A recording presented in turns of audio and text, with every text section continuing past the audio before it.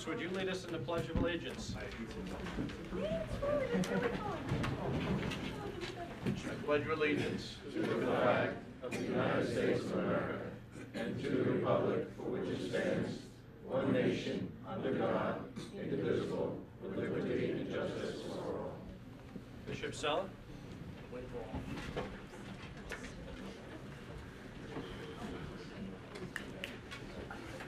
you like us to sit or stand, or? I can be seated, that's fine. Let us pray. Father, source of all that is good and just, bless the residents of our communities. May they live together in peace and harmony and have what is necessary to face each day with dignity and confidence. Bless those who protect public welfare, police, fire personnel, those who care for roads and parks, those responsible for public health. May they have the resources and sense of purpose to do their jobs well. Bless all our officials here this evening and those they have chosen to work with them. By electing them, we have placed in their hands our common good. Give them wisdom, prudence, patience, foresight, dedication, and the spirit of cooperation so that they may foster well the well-being of our community. And we ask this through Christ our Lord. Amen. Amen. Thank you very much. Bishop Sullivan. Okay. Going to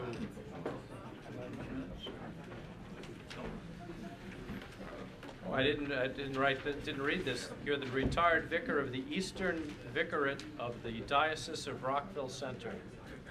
I actually knew that. My wife teaches at St. Isidore, so we see you from time to time. Okay, we're going to do things a little bit differently today. Diane, do you want to? Why don't you sit at the table? The microphone. Yeah, that might be better because I'm not. We got a George Gabrielson reelect pen here. That was mine. I need it. Here, you can have this one. I like George's pen. Okay. Yeah, I'm waiting for Diane to. She's gonna be easier to sit at a table, I would think.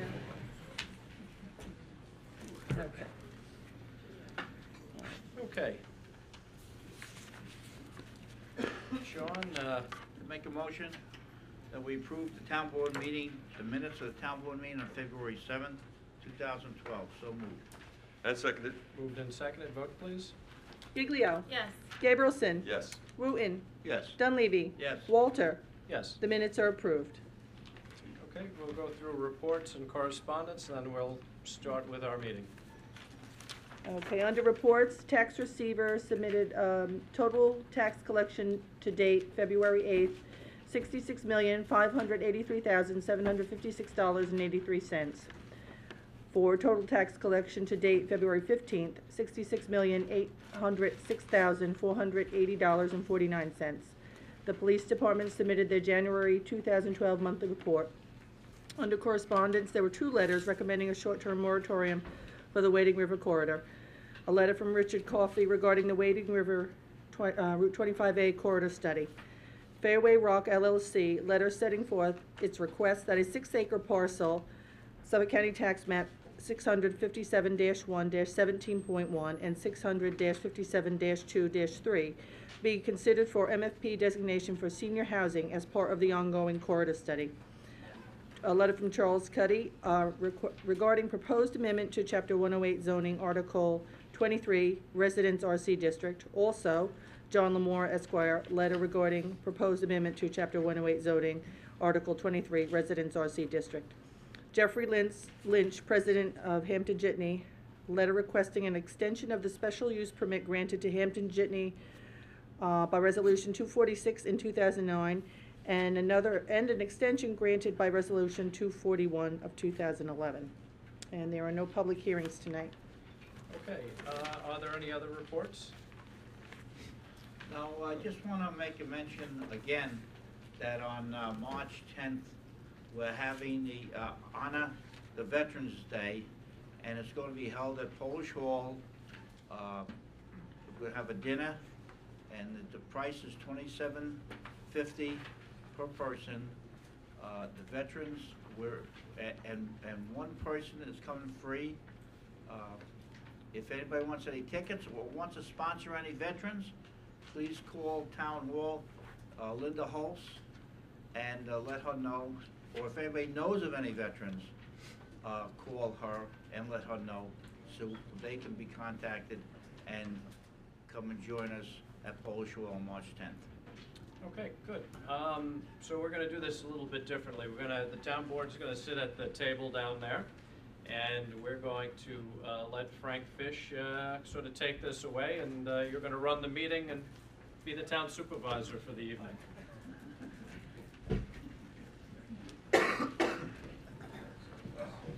One thing I won't be is the town supervisor, but but it reminds me, Sean, to say something, and that is at the open house we just had from 6 to 7, actually one gentleman did ask me, he said, who are you working for? Are you working for the civic groups? Are you working for Suffolk County?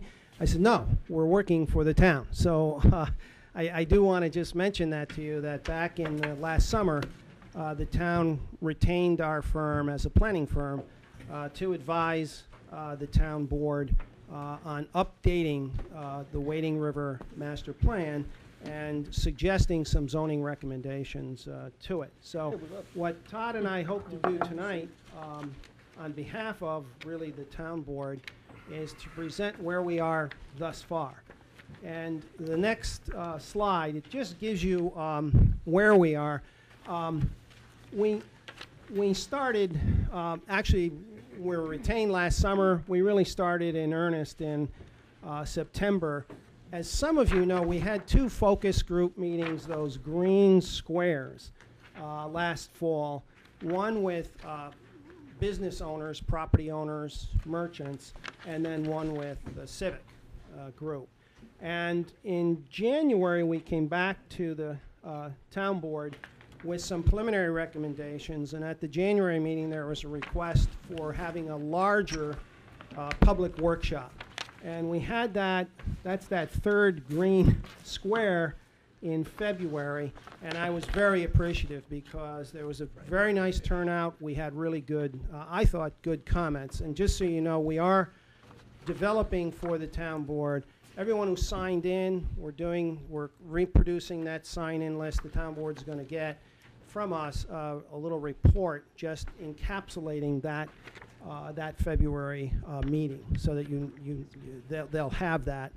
And then what we're trying to do tonight, that red circle, our meetings, the town board, tonight, the 22nd, is we now have some additional things. One of the comments made to us on February 4th was, are you going to take what you've heard and now develop more recommendations? And our answer was yes, and you'll see those, and you had an opportunity, you'll see those tonight in the presentation, but it gives me a chance to just say to everybody, you should have gotten outside.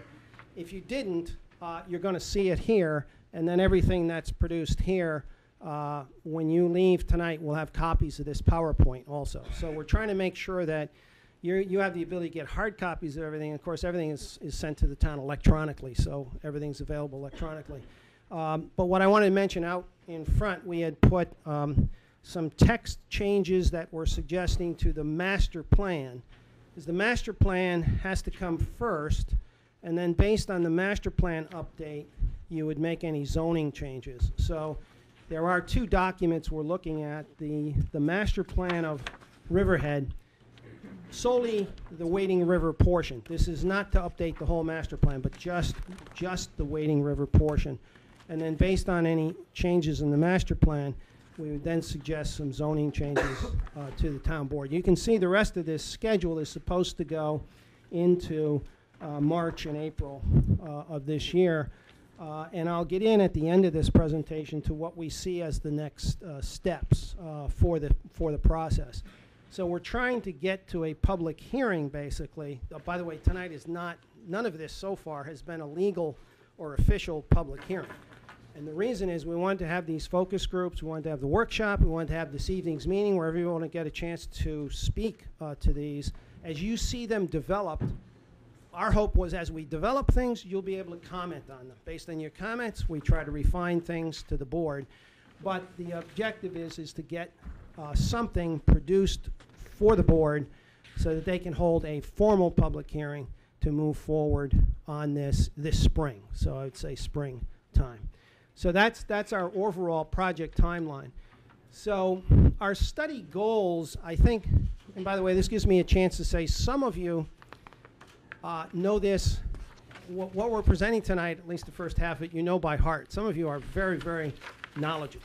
I don't want to name your names, but some of you are very knowledgeable. But others, a gentleman came tonight, a young couple came tonight, and they just moved in to some of the condos on Route 25A. So, and they're sitting here at the back, and so they're seeing this for the first time. So a little bit of this for you, those of you who are, I consider you somewhat expert. Some of this will be a little bit repetitive in the first part of this, but in the second part you'll see new responses to what we heard on February 4th. So this you've seen, those of you who February 4th went, you've seen our overall study goals, and I know the town board has seen this 4 times now, so I'm not gonna dwell on the study goals. They're in our handouts. We went over this on the 4th. What I am going to do is hand this over to Todd's going to go through for you the map changes in the plan and the zoning that we have suggested that the board consider. And a lot of you have seen the map changes, but those of you who have not, we want to just try to go through those. And Todd, one thing I've learned is, just give you a briefing, somebody asked me, you know, where's north, where's east, where's west? North on all our maps is, and I forgot to say this, north is to the top. So as you look at this, your right is east, and your left is west, and down the bottom here is south. So, and we've outlined Route 25A in red here, and then we started to identify for you the different developments. So I'm going to turn that over to Todd.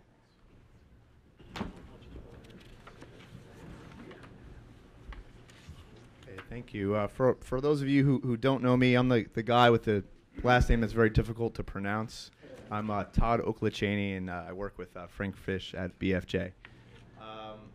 Again, as Frank mentioned, these next couple slides we reviewed a couple times at the last town board work session, as well as the public workshop that we held on February 4th. But for those of you who haven't seen this or need a refresher, we could just, I'll quickly try to go through the next couple of slides. The study area, as Frank mentioned, shown in red on this map, it's roughly a 1.5 to 2 miles long. It really covers the parcels that front 25A. On this map and on a lot of the other maps, though, we like to show what the surrounding land uses are. So you'll see we sort of zoom out on a lot of these maps. So just to give you a perspective of the surrounding uses, your residential homes that abut some of the retail uses that front 25A. And you may have mentioned or seen in the study goals slide that one of the purposes of the study was to identify some of what we call developable parcels, or parcels that are currently vacant today that have a development potential to them. And what I mean by that is, we've shown on this map some of the vacant parcels, not just vacant, but also we have a couple agricultural pieces as well. Part of the reasons why we're doing this study is because a lot of these parcels over the last year or last couple of years have received development applications for them. So the town wanted to revisit the 2003 comprehensive plan specifically for this area of Route 25A to determine whether some of the suggestions from that plan were still applicable today. So we've identified some of the parcels that are either vacant along the corridor or that have current development applications on them. This next slide is some of the existing land uses along the corridor. The yellow typically is the predominant land use, not adjacent right on the 25A corridor, but behind some of the retail uses that generally front the corridor. Yellow represents those residential uses. But primarily on the corridor itself, in red is a typical color that we, as planners, show as a commercial, retail, or restaurant type of use. So as you can see on 25A, the intersection of 25A with Wading River and Manorville Road is really today your current cluster of retail businesses that are really centered around this intersection. Once we go further, or I should identify actually just west of Manorville Road, and just east of there, this white or grayish color signifies the vacant parcels along the corridor. So again, we've tried to identify those on several maps, what those parcels are, and we've identified that on this map, those vacant parcels as this gray or white color. Heading further east, this is Kinzella's Farm in green. This is the King Cullen Shopping Center and CVS. Heading just further east of there, you can see this large green area, which signifies a current conservation area. That's the Deep Pond Conservation Area in a Boy Scout camp. I probably don't need to tell you all this. You're pretty familiar, I'm sure, with 25A. But just to review it in context to our study area. Further east, again, now we're getting closer to Sound Avenue. Again, there you'll see some red parcels. That's a Valero gas station and the East Winds catering hall. So you kind of see that there's really today two sort of small clusters on 25A that currently contain your retail uses and the catering hall for the corridor. This is a zoning map. Zoning generally follows your land use map. We use the same colors, where yellow signifies the residential uses, and in red we've signified business zoning. But in this case, it's really showing what the existing zoning districts are that allow the types of land uses that you see on 25A. So again, you'll see in the vicinity of Route 25A and Wading River and Manorville Road, it's currently zoned today as your business CR zone. The business CR zone is what the town calls its neighborhood rural business zoning district. The district currently allows neighborhood retail uses and restaurants that serve the neighborhood. Behind that is what the town calls the RB80 zone. It's a residential zone shown in yellow. And again, you'll see a lot of the yellow. It's actually signified with yellow with these red dots. You'll see a lot of that just outside of the retail uses that front the corridor. So again, our study area was really focusing in on 25A itself and not necessarily the residential uses that are behind those retail uses. Once we go further east, where you can see where my finger is here, again, this parcel right here is sort of the dividing line of where your current retail is today. That's, again, the King Cullen Shopping Center and CVS. But you can see that even though that this parcel here, the Zumas piece, is currently vacant today, as a land use, it has a zoning designation assigned to that parcel. So currently today, this parcel, the front of the Zumas piece, is zoned as the business CR district, and the back of that piece is zoned as a 1 acre residential zoning district. Some of the other zoning districts that are along the corridor are the MRP district, and you have two developments today that are currently already there, or three rather. There's a professional office use, and then some 1 and 2 family homes. Some of those homes are attached in one development, and in another development they are detached homes. That MRP zone is what's called a multifamily professional office zone. What that zone allows today is residential uses. There are condominiums, 1 and 2 bedroom units, and it also allows professional office. The MRP zone does not allow any retail uses today. Again, now going further past the MRP, as we get closer to Sound Avenue, you have the Valero gas station and the East Winds property. Those are also zoned as the business CR district, which again allows your retail uses that serve the needs of the corridor. What are some of the proposed zoning recommendations? You've seen this map hopefully before if you hopefully visited our February 4th workshop, and I see a lot of the same faces today. But some of the recommendations that we've suggested in the past, and I'll go over those, and then some of the changes we made as well. The proposed zoning for the corridor that we've suggested at this time is to take what's currently developed as retail today and not permit any further retail outside of this sort of compact retail center that you have currently in the town today.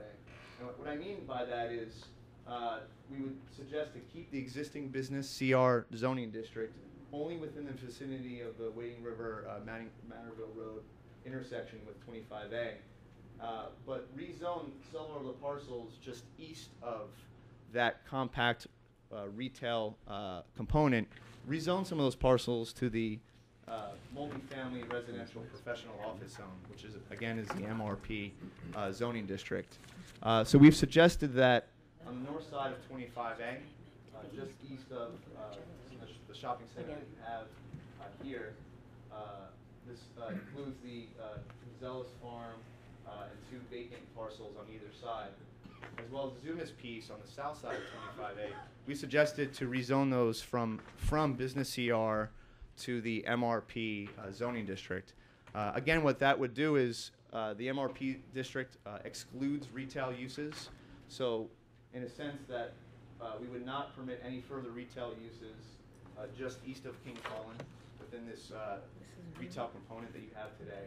And instead we would allow uses that are permitted under MRP, such as the multifamily condominium uses, as well as professional office uses. What we've also suggested is, when we looked at the MRP zone, was to permit some other uses that may also be compatible with some of the other uses that are currently along 25A today. So we've suggested to add to the MRP zoning district, add as a permitted use, permitted age-restricted residences. So it'd be like a senior living type of accommodation, 55 and older, as well as continue to allow as a permitted use agricultural uses. In the event that Zealous Farm or any of the other farms within the MRP district wanted to continue to farm, that we wanted to list agricultural uses as a permitted use, which is not specifically permitted in MRP today.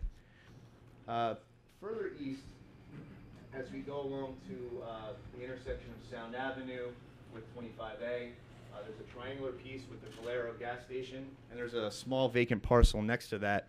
We've also suggested rezoning that from business CR to MRP as well.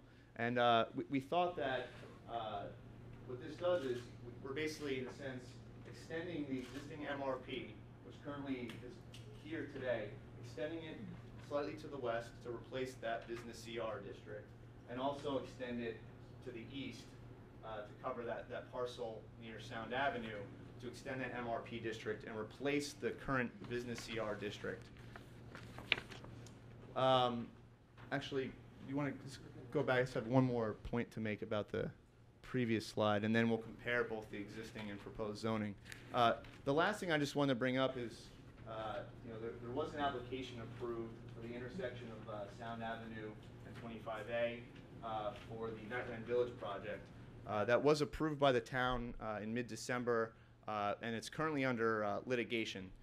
So at this point, we have not made and we are not making any suggestions for that particular parcel due to the current litigation that it's in. I think this will probably help to show you exactly side by side exactly what it looks like for the existing zoning for the top figure versus the proposed zoning that we're suggesting. Again, with the existing zoning, you'll see here a couple of these parcels on the north side of 25A include 2 large vacant parcels and Zealous Farm, as well as the Zumas vacant parcel on the south side of 25A. We've suggested, again, rezoning the business CR to MRP, but I should also mention that for example, the Zumas piece, a part of that is today's split zone parcel. It's split zoned as business CR in the front and RB 40 in the rear, and the RB 40 is a 1-acre zoning district. So we suggested, typically when you have common ownership, we typically suggest that the entire parcel should be rezoned as one zoning district and not have a split zone to it. We've also done that for the north side of 25A, up to the LIPA right-of-way, which is you have about 100-foot wide right-of-way with the LIPA utility poles in it. we suggested eliminating the split zone of the business CR and residential split zone, and instead rezoning all of that to the MRP zoning district up to the LIPER right away.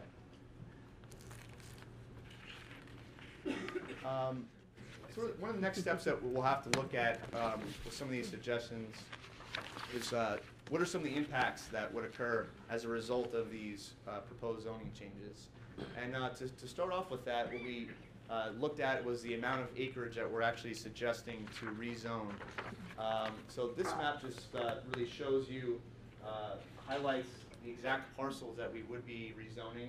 On the north side of 25A, including all the way up to the LIPER right away from 25A, the two vacant pieces and the Gonzalez farm in the middle represents about 22 acres that we are suggesting to rezone from the split business CR and RB80 residential district and rezone those 20 acres again to the MRP zoning district. On the south side, the Zumas piece represents about 18 acres. So in total, we're suggesting to rezone approximately 42 acres within the study area. This is taken from the current town's zoning code and just gives you a comparison.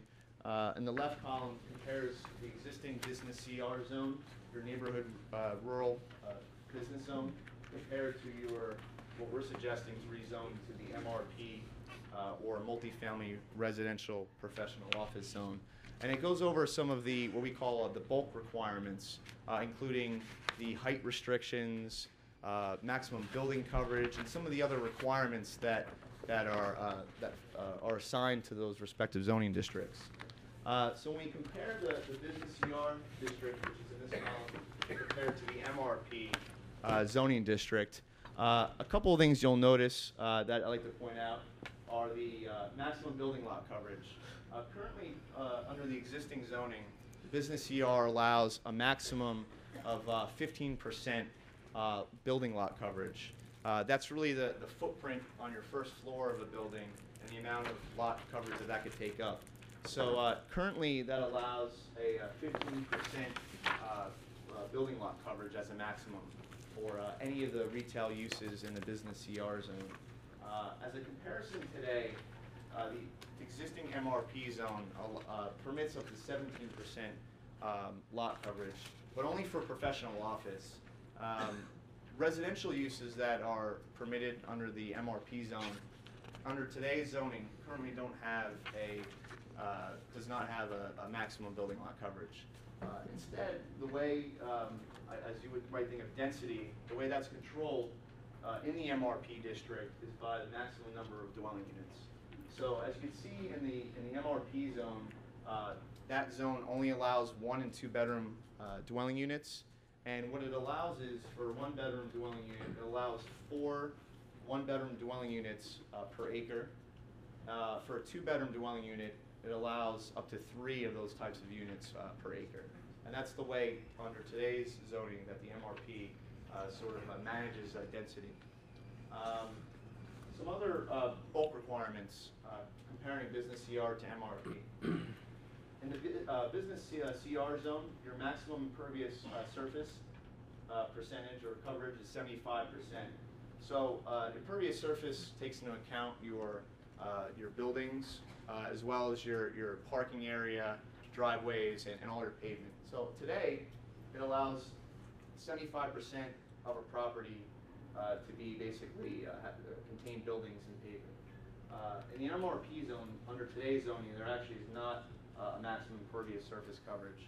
But again, you have other restrictions such as maximum building lot coverage that sort of restrict the size of the building. And then that's for professional office. And then for residential units, that is dictated by a number of dwelling units per acre. Finally, I just want to compare some of the setbacks of these two zoning districts. In the business CR zone, you have a minimum front yard setback of 30 feet. The MRP zone, one of the benefits of that zoning district is that you have a larger setback requirement of 50 feet for your front yard. Your side yards are fairly similar for both business CR and MRP. They're both 25-foot minimum setback from the property line for a building. And then the minimum rear yard depth is 25 feet for business CR compared to 50 feet for the MRP district. So the MRP district does have, under today's zoning, greater setbacks from the property line. The last slide I'm going to cover before I hand it back to Frank is we wanted to review with you what you told us at our February 4th workshop. And as Frank may have mentioned, we are in the process of providing a workshop summary report for that public workshop. And again, if you didn't have a chance to attend, I'm sure many of you have. I see a lot of the same faces. It was a great turnout, so you should really commend yourselves for the support that you've had for the study and showing your interest in it. Some of the, what did we learn from that workshop? One of the exercises, if you attended that workshop, you may recall we did a dot exercise where we listed, where we asked you to tell us what are some of your assets that you feel are within the community, and then we compare that to what are some of the major liabilities that you see for 25A, whether it's today or whether it's a vision you have for the future. What are some of the things that are troubling to you? And we had you list, I think, about 10 different assets and about 10 different liabilities. And what we did is you had placed dots next to all the assets you listed and all the liabilities. And we tabulated those, and we chose just for today to share with you the top votes that you voted for what was most important to you for some of the assets along the corridor and the most important liabilities. And as you can see, for assets, you value farming preservation, natural beauty, low traffic, which is actually listed again as a liability, meaning high traffic, and your unique rural feel was another asset. So you can kind of tie some of these together. A lot of these assets are overlapping. Your rural feel overlaps with your farming preservation. So that's really the vision that you told us, some of the things that you'd like to preserve for the corridor. And then some of the liabilities, strip malls, traffic and noise, high taxes, and last of parks and recreation facilities. So these were the top priorities that you told us that meant the most to you as for your vision for 25A.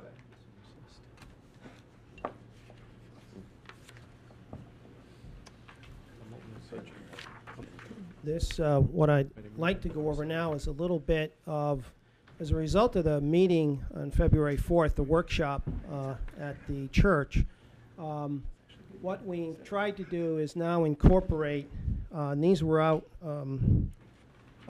as you came in tonight, in the comprehensive plan first, to try to incorporate verbiage that gives a vision for Wading River of compact retail centers, not strip malls. So that we're trying to get that wording into the master plan first, because the master plan has to set the stage for whatever zoning is chosen. And then on the proposed zoning that follows the plan, we're saying, as Todd went over, to replace some of that business CR zone, namely about 24 acres of it, with the MRP zone. And what that really does is that's going to prevent the march of any strip malls east from the existing center of Wading River. So we're trying to do that first. You've seen that on the maps, but now we're trying to do two other things in the master plan which we've added, and that is amend the development requirements of the MRP zone so that we make it more responsive, if you will, to some of the things we've heard, and I'm going to go into that in a minute. And then secondly, encourage in the master plan now that the acquisition of open space and agricultural lands. Now, let me talk about this. Zoning can't accomplish some of the goals we heard. Zoning alone, I should say, can't accomplish them. For instance, we can't create open space through in zoning alone. One way to do it, though, is to try to get a not-for-profit organization, civic groups, Suffolk County, town, other resources, state resources, to try to get monies for either the acquisition of the space itself or conservation easements on it, on the space, or the purchase of development rights. There's various ways to do that to encourage open space and agricultural land preservation. So we've put that specifically into the master plan now as one of the goals of the plan.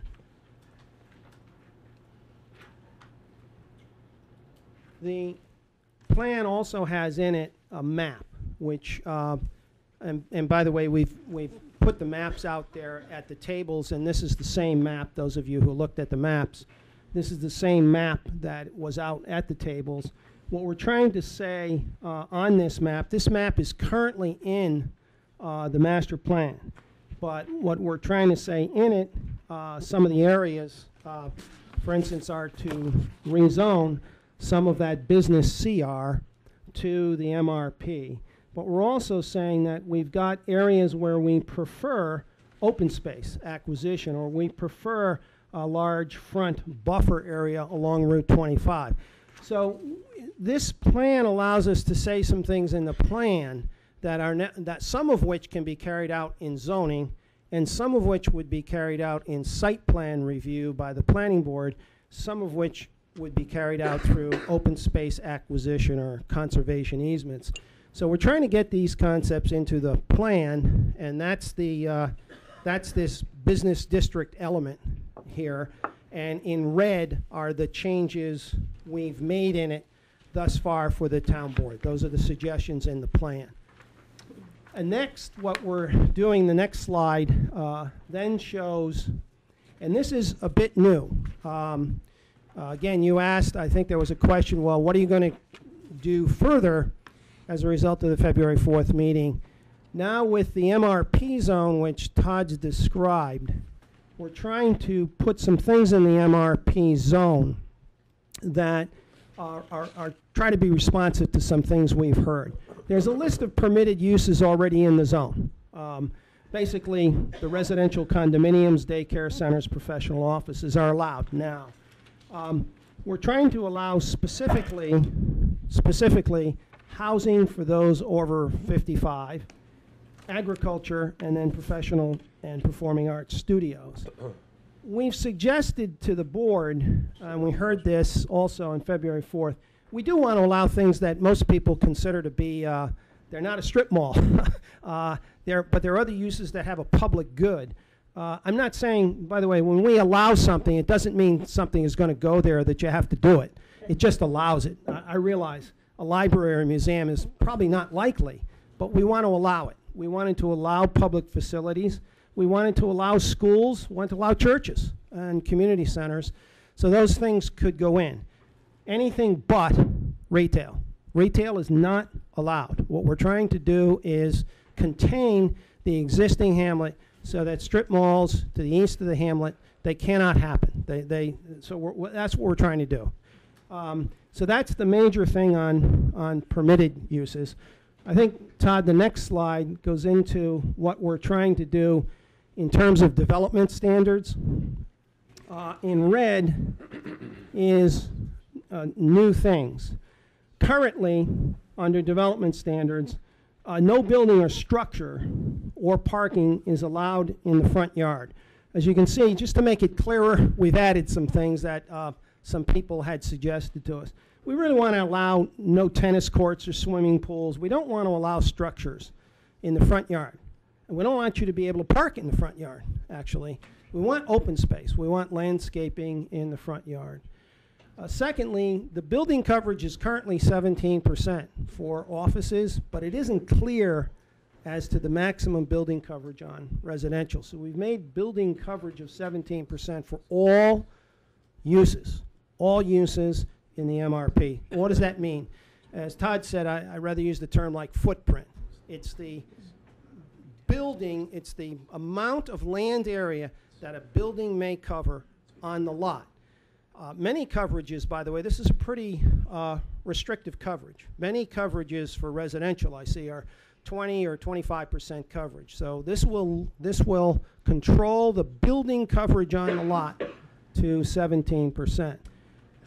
Another thing, a third item here is that people had mentioned, there had been a mention to us of controlling the unit size. I think actually one specific comment was you don't want to allow a 3,000 square foot unit because it's the developer, I shouldn't say the developer, the builder perhaps. A 3,000 square foot unit that you say is solely a 1-bedroom or 2-bedroom unit, that isn't going to happen. You know, the average size of a single-family home in America is only about 2,600 square feet. That's the average size of a single-family home. We're trying to limit the size of these, what could be townhomes or condominiums. So you can see the 1-bedroom size there of 1,400 square feet, the 2-bedroom of 1,800. I don't want to go too low. By the way, this is a balancing act. We don't want to be too low because we don't want, what we found in our experience is that people downsizing from a single family home of, let's say, 2,600 square feet actually don't want to go into well, I shouldn't say all, many. I can't speak of what we're finding in our focus groups, because we do some of this work with various towns, is that to my surprise, and I shouldn't be surprised, but people downsizing don't want to, a lot of them, many of them, do not want to downsize too much. They don't want to go in, I'll put it in my terms, I don't want to go into my daughter's current apartment that she lives in Manhattan, which the bedroom is about 150 square feet. It's like a hotel room. And, you know, my wife isn't going to downsize quite that much. Neither am I. I don't mean to, you know. So we want to allow it to be large enough to attract the empty nester, but we don't want to get it too big so that builders are kidding us with, you know, they say it's a 2-bedroom unit, but it's got 3 dens. Those are bedrooms. So we want to be careful about the size of this. So we've put a size control in. It's not there now. We're suggesting something new to the town board on this. Also, a suggestion made to us was, can you put a minimum open space requirement in? There's no open space requirement in the zone. So we're putting in a 20% open. That means that 20% of the site, of the lot area, has to be open space. Can't be parking lot. It can't be coverage. It can't be a building. It's got to be actually open space. And so what we're trying to do is, you can see what we're trying to do. We're trying to limit the amount of built space in the MRP zone, the coverage. We're trying to limit the unit sizes, and we're trying to put in an open space requirement so that as you drive along Route 25A, and I think I heard this a lot on February 4th, as you drive along, you're going to know when you've left the hamlet. When you've left the hamlet, the new development is going to be set back further. It's a 50-foot setback. That has to be landscaped.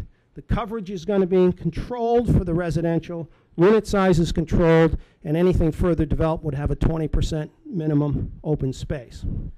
On accessory uses, the parking, what we've found, by the way, I drove in, I realize I'd need to drive into the professional offices in the MRP zone at least several other weeks, because when I was there, the parking lot in the current MRP zone where you have professional offices was not full.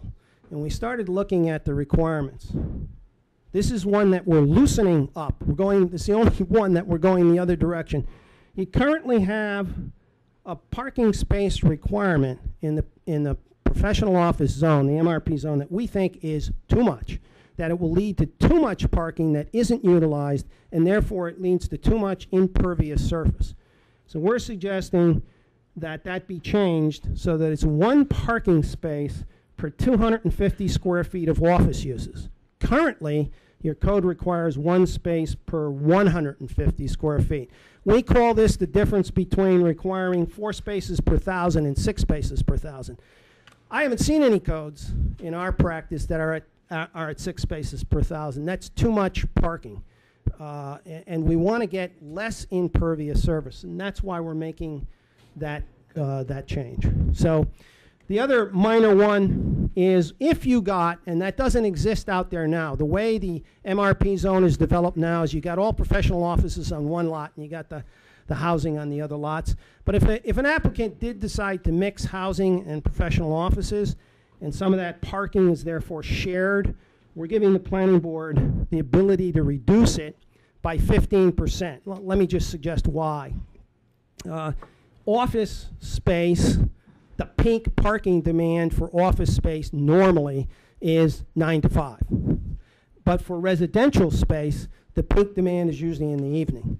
So some of the spaces could be shared if the applicant designs it correctly.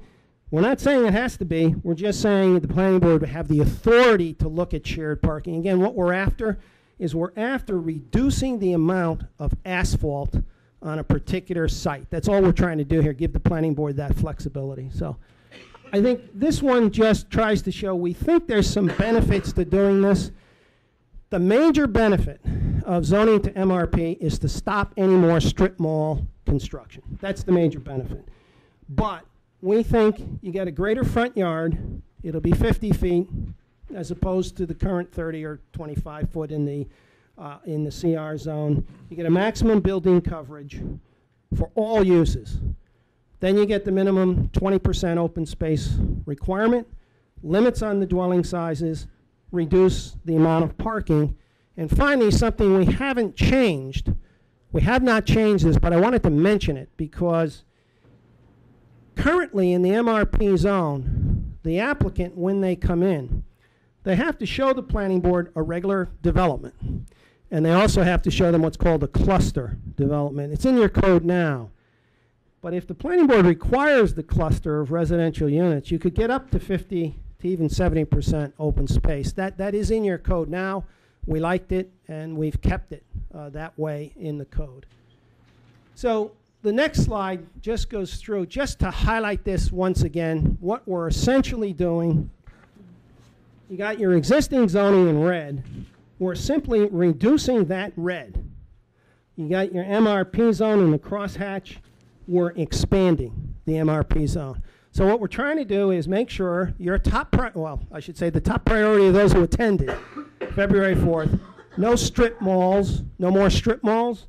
We're trying to prevent more strip malls by making the MRP zone go to the east and to the west and to the south, so that the current Hamlet retail zoning stops at CVS and doesn't go any further.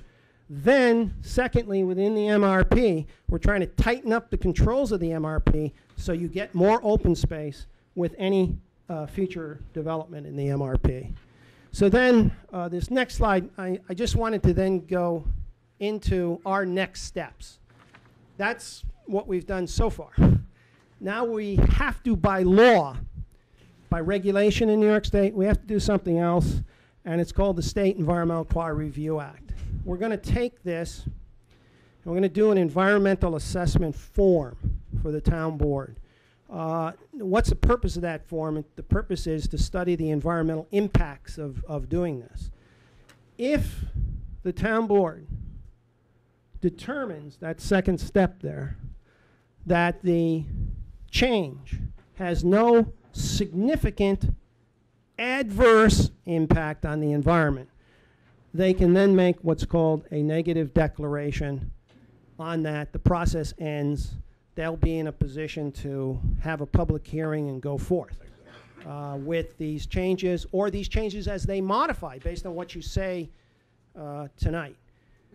If they can't make that determination, they would have to do what's called a positive declaration that there are significant adverse impacts, and they have to do a full environmental impact statement. I will be very frank with the town board. We have tried our best to not have to go in that direction, because if we had to do a full environmental impact statement, it would take a year, and quite frankly, it cost a little bit of money. But if it turns out in the environmental assessment form that we identify a significant adverse impact, we're going to bring it to the town board's attention, And we would rather see a further modification of zoning text or zoning issues so that we can make sure what we're doing, and we hope it is, what we're suggesting is beneficial to the town and responds to a lot of the comments we heard. So that's the next steps. And then in those environmental studies, obviously we're going to look at impacts on natural features, density, impervious coverage, traffic. Oh, by the way, let me mention something here on traffic. We're not going to have much effect on traffic no matter what we do. I think you all know that. 25A, most of the traffic, because we've got data already on it, most of the traffic is through traffic. It's through traffic. It's coming from coming from the rest of Nassau and Suffolk and going out to the North Fork, or some going to the South Fork or coming here. We can't do much about it. What we can do is on the traffic generation from the property we zone is to try to make sure that that is less than is the potential under existing zoning. That's what we're trying to do. We're going to look at school children because, and we've asked the school board already, there are some existing units. In fact, there's some people here who live in those units in the MRP zone. We want to know we're getting how many school children are from those units. Most of those units are 2-bedroom units. So we're going to get that. If we did more MRP, what does it mean in terms of impact on the school district? And then finally, community, what I would call community character along the road. So we'll look at those. That's our next step. And then after that, what's our sort of agenda? And what we're hoping is that we would get, based on comments tonight and more discussion with the town board, a final draft plan and then zoning text and map amendments. We'd like the town board to declare themselves, this is a formality, it's called lead agency under the State Environmental Quality Review Act. By the way, no one else can be lead agency. You're the elected officials. State law is very clear. Only they can update the plan. Only they can change the zoning. So these 5 people, they are the lead agency. But they need to declare themselves that. We hope they'll do that in March on basis of that environmental assessment form. Then we hope, based on those studies, though, any changes they make, we would be ready for a hearing on 3 things. Comprehensive plan update, just the verbiage change in the comprehensive plan. Zoning text amendments, the zoning map amendments that we've reviewed this evening, that they could hold that hearing. Once they hold that hearing, and they must hold that hearing, that's the legal public hearing. Based on that hearing, they then would decide any final changes or revisions and be in a position, if they wish to adopt the plan and the changes. So that's the schedule we're on. I think with that, we've taken enough of your time. We'd like to turn it to you. I think what, and by the way, Sean, if you want to, if you could, I'd like to just suggest if you could be, I heard a lot, by the way, as you know, we stayed, and it was good on that Saturday, the 4th. We stayed till about 1 o'clock. It was a good meeting. But if you've already said something, if you could be brief about repeating it, if you know, maybe a minute or 2. If you haven't and it's brand new and you need to spend the time, then take the 3 or 4 minutes, whatever. And where you want, if I can respond to something, I will. But I think, you know, mostly I think Todd and I would like to listen, take notes. The board's major purpose tonight is also to listen to you. So I think with that, Sean, would you like me to? Yep. I'm going to invite you to, the mic's on, I think. Yep. So you could speak right from that mic. Todd, you're going to take. My paper. You'll take note. Okay. Feeling mighty short behind here. Hello. Oh. Thank you for the good job, BF&J Planning. Very clear. Could you please say your name? My name is Lorena Doherty. Would you like me to spell it? That's okay, I got it. And I'm a Wading River resident, lifetime resident of Long Island, living from St. James out to Wading River. I just want to make one comment. All of us who live within the community, the traffic that we primarily experience, which I don't know if it's indicated here, is the agro-tourism. I am pro agro-tourism. You know, that's going to be here. That's what Long Island is all about. So I did want to be clear on that. I certainly am against any other kinds of some of the suggested developments that are in the area that would get more tourists to come and shop in our small little community. And I really want to say that. I went to the meeting, and the one thing when there was a lot of people who came and spoke and actually took the microphone away, the one thing I didn't see on liabilities was we don't want to see empty stores. You know, we live here. We don't have a lot of retail stores. You go just a little bit west, go all over, there's nothing but empty stores. So we don't want that here. And then I just was actually asked by a neighbor to come up and read a letter to the town board, and then it's a very short letter, and then I'm done, and I really thank you for listening. It's a Dear Riverhead Town Board. It's a letter from a woman by the name of Kathy Wright. I moved here 2.5 years ago. After looking at many neighborhoods, I wanted that lovely look that Wading River has. I remember looking at CVS and the King Cullen Shopping Center with dismay, but I felt that this was just one area, wasn't going to make me look any further east for a home. I've been a great voice for other people wanting to move here for the open spaces.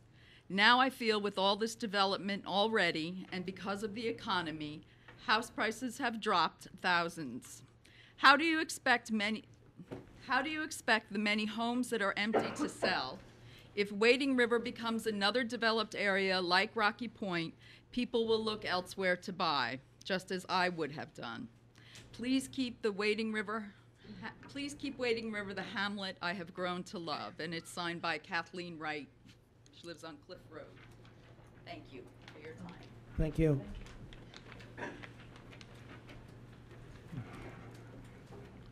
My name is Roman Sadoy. I live in Wading River. I just have a short question for Mr. Fish.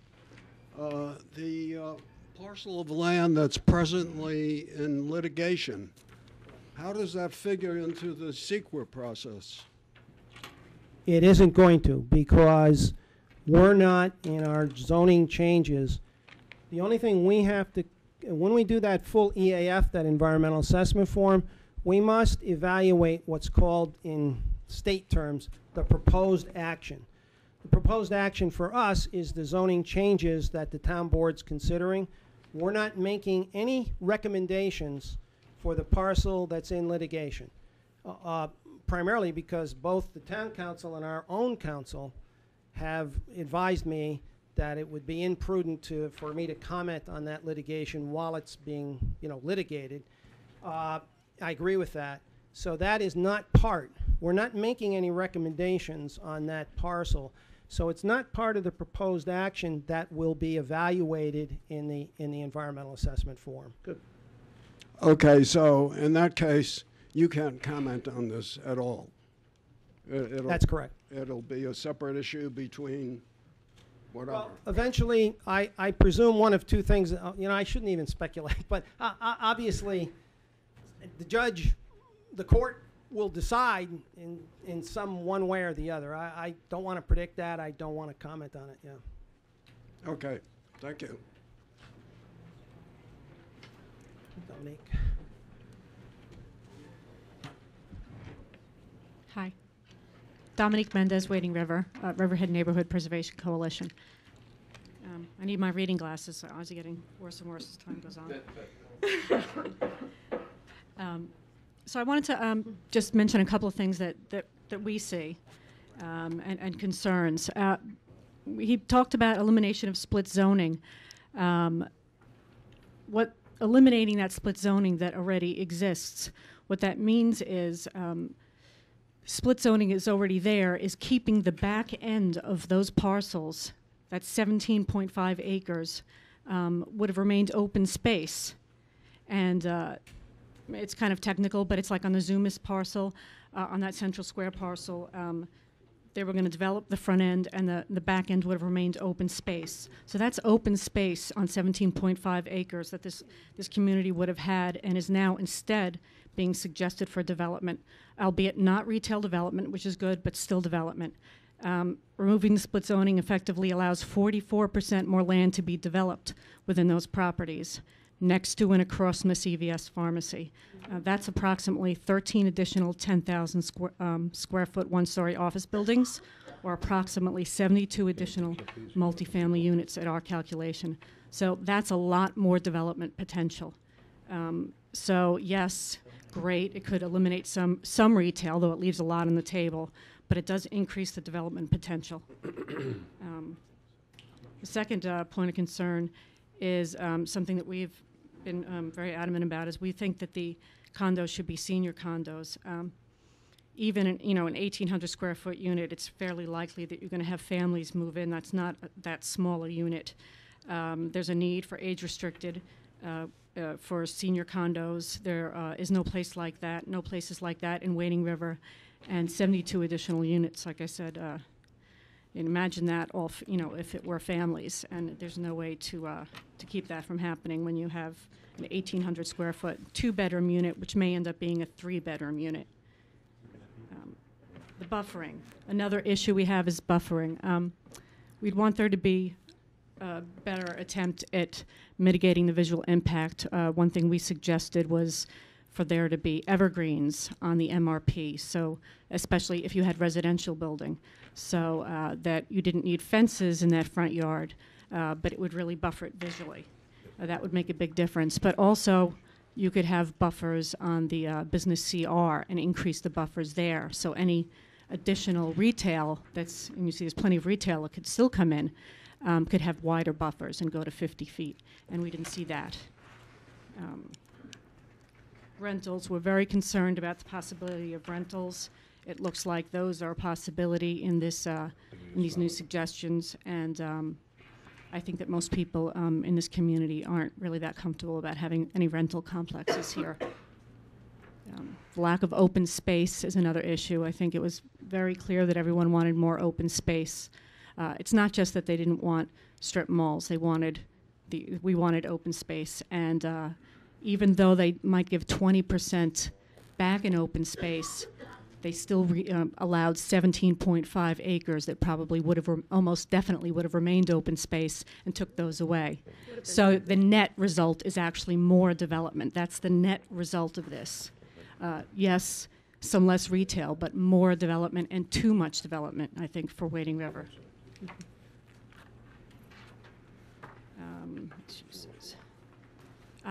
Another concern, and this is something that we've brought up to BFJ a couple of times, is that we really think it's important that they change those, anytime they reference Nightland, that it be very clear that they are not recommending any zone changes, because when you see proposed zoning and you see a red business CR and it's not called out separately that no action due to litigation is not specific enough. If Nightland doesn't go through because of litigation or whatever reason, sometimes things happen, site plans get submitted all the time and they don't get built for whatever reason.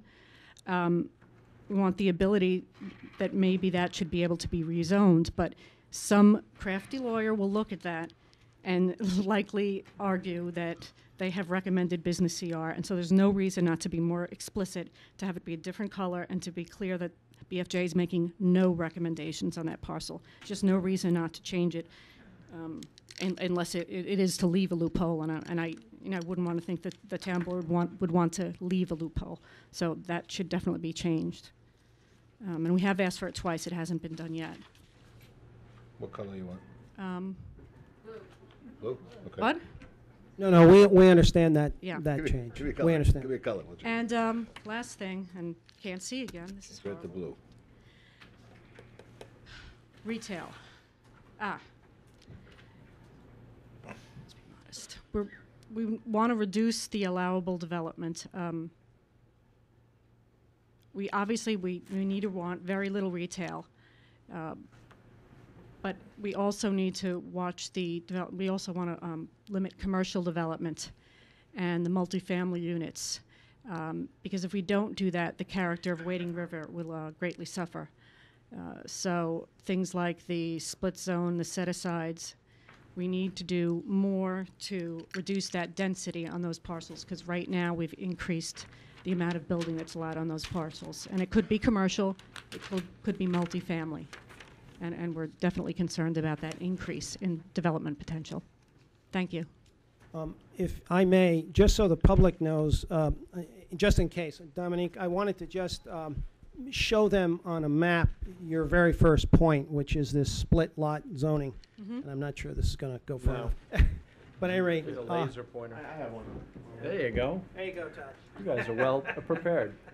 Got to bring this out. Just press the top button. The current zoning, you can see that zoning line right there. Above it is zoned yellow, residential, and there's the LIPA right-of-way right there. That's the right-of-way. So that's the current zoning. There's this gap between the zoning line and the LIPA right-of-way. Down below here, you'll see that what we were doing, responding to a comment, we were not following that zoning line, that current zoning line right there. We brought the MRP line up to the LIPA right-of-way. Now, what was our thinking on that? Well, first, there was a comment made to us, why aren't you doing that? That in back of that retail zone, that red is R80, between the red and the LIPA right-of-way. If we don't do that, it seemed to us, from a planning perspective, that you're going to have the ability to put in maybe 3 or, I don't know, 4, I haven't looked at the number of these, or 5, single-family homes. But I'm not sure that anyone would want to do that if you're going to have condominiums in front of you, or possibly professional offices, and then you got high-tension wires in back of you, that from a planning perspective, that made sense. That was our thinking. Right. Now, I'm not I don't want to debate this. I understand what Dominique is saying, because by doing that, in other words, if we kept the line the same, right across there, that would remain yellow. That little part of the lot would remain yellow. And by remaining yellow, it could only be developed for a few single-family homes, period.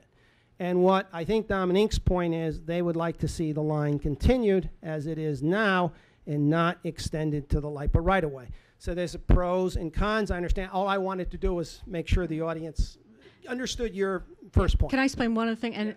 And what really happens usually, what would happen in those cases is like what was proposed on the Zumas parcel, Central Square. They were going to sterilize that portion. They were going to use the wastewater credits from there, and they weren't going to build on that back portion. And they pretty much knew that was what was going to happen when they zoned it that way. So it would have allowed that all to remain open space, and they would have been able to not have to build like a sewage treatment plant on those front parcels, because they'd be able to use the wastewater credits. So in effect, it would have remained open space, those 17.5 acres. And it would have been very unlikely they would have actually been developed with homes. And so kind of like those 17.5 acres back. Next.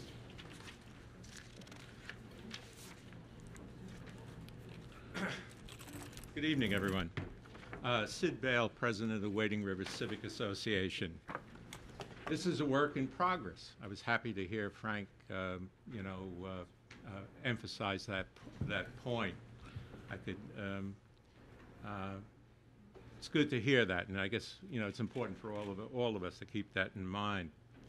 The challenge, the 25 years or so that I've been involved in civic activities, et cetera. One of the key issues has been balancing development with preservation of community character. And does it matter? I had a conversation out in the hall with one of the reporters on this thing. Well, there's going to be development, right? And you're going to have to accept, some form of development. But I think community character, preservation of community character, is very, very real to us in Wading River. And, sometimes I say, yeah, it is real, it is real. And February 4th, to me, was proof that it is real. The turnout tonight, not everyone is on the same page. I realize that during President's Week is a good indication that people do care about these issues. Just very quickly, on January 12th, the consultants made a presentation to the town board. And basically, they want to know, this is what we thinking, kind of the direction we want to go in. Tell us if we're way out of line. And a big component of it was the use of the MRP zoning. And there seemed to be consensus on the part of the town board that this was a plausible line to pursue. On February 4th, the day of the very, very large turnout, the preliminary strategies were once again trotted out.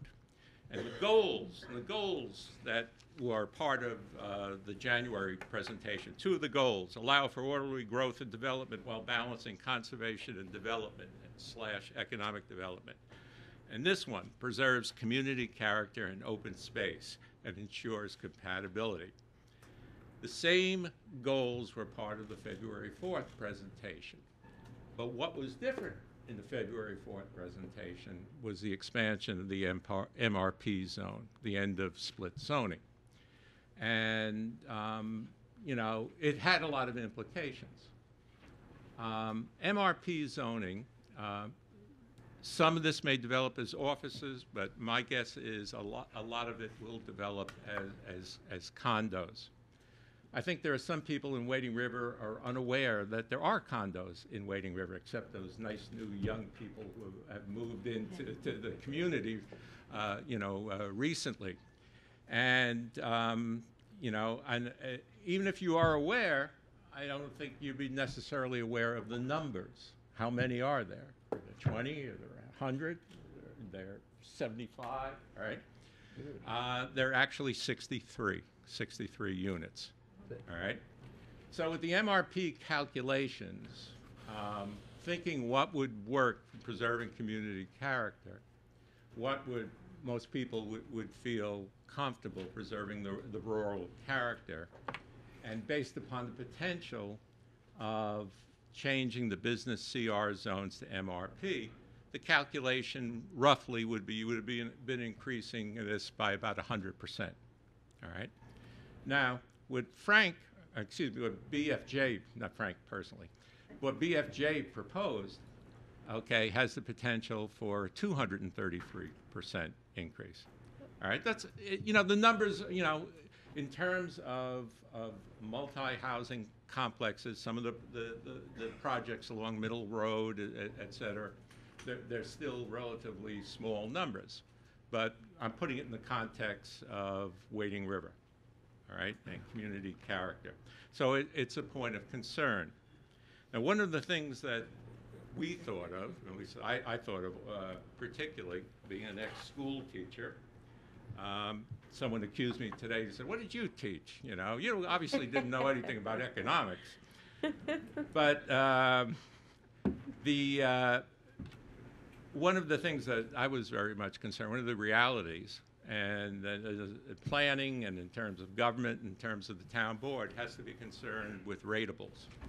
And condos are a good deal in terms of the amount that people pay in terms of property taxes who live in condos. And if the condo dwellers have children, and I'm not suggesting they take a vow of chastity, as a condition, a covenant on their lease. I had to. The idea, though. But It's an idea. right. Join the Diocese of Rockville Center. Oh no! All right.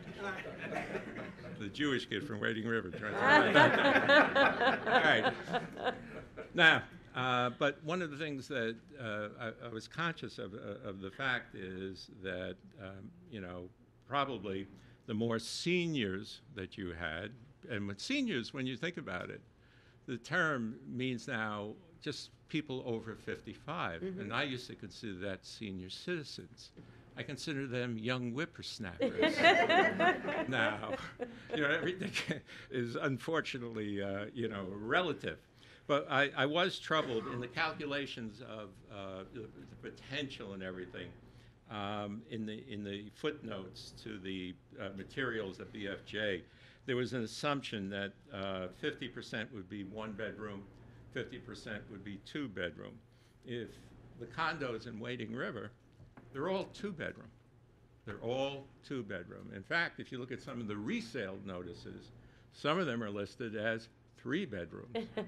How's that Okay, so they grew another bedroom somehow, right? Now, that's the infamous den that Den. becomes the bedroom, okay? So, you know, I don't know about the houses you grew up in, but I guess we all grew up in smaller houses than we're living in now. My first house in Wading River was about, I'm not sure, but I'm guessing about 1,100 square feet, okay?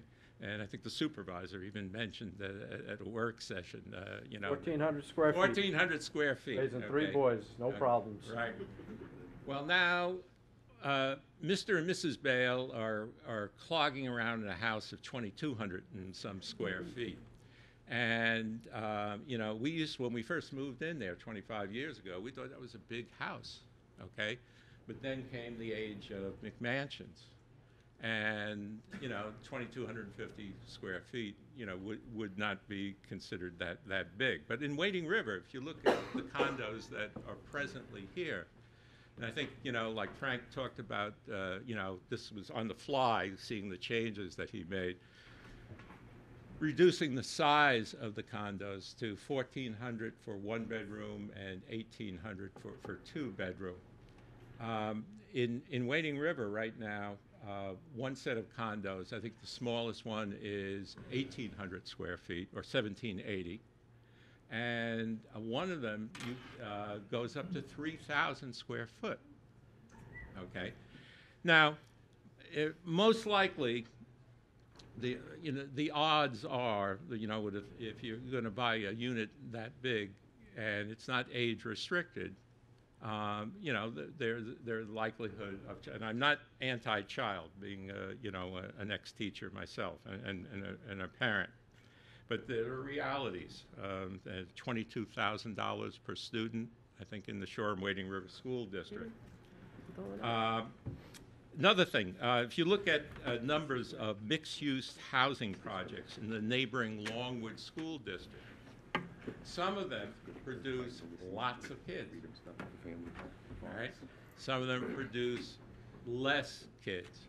So I think it's extremely important, and I talked to Mr. Hanley, Rick Hanley today, and Frank mentioned it also, to get the exact numbers so we know what we're talking about.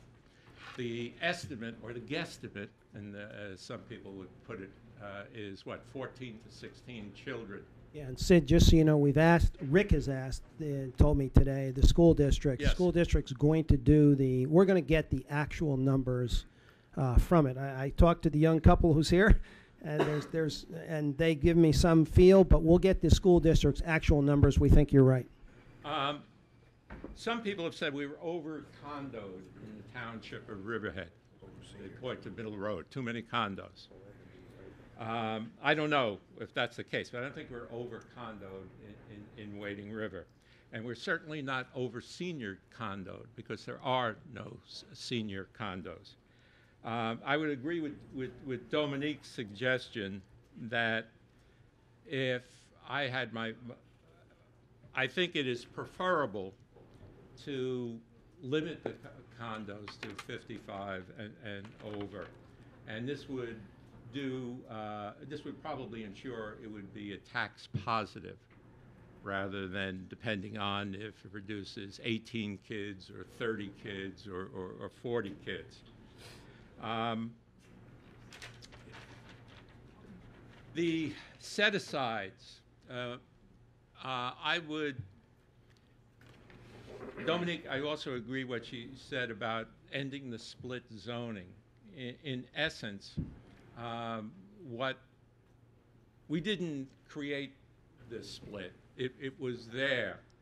I would like to see an adjustment in density if the MRP zoning is done away with.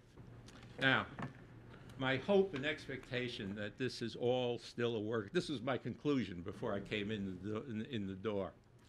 My hope and expectation is that this is still a work in progress, and whatever the consultants have put forth is still open to change that will help preserve the community character of Wading River. That's all I have to say. Thank you. Thank you. Bobby. Good evening. I promise I won't be as long.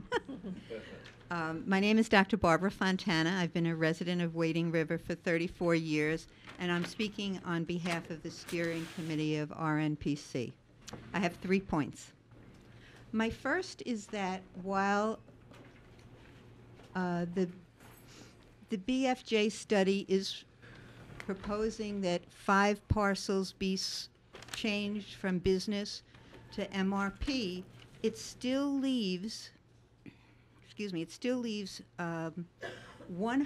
potential for 120,000 square feet of retail space on the western side of the intersection.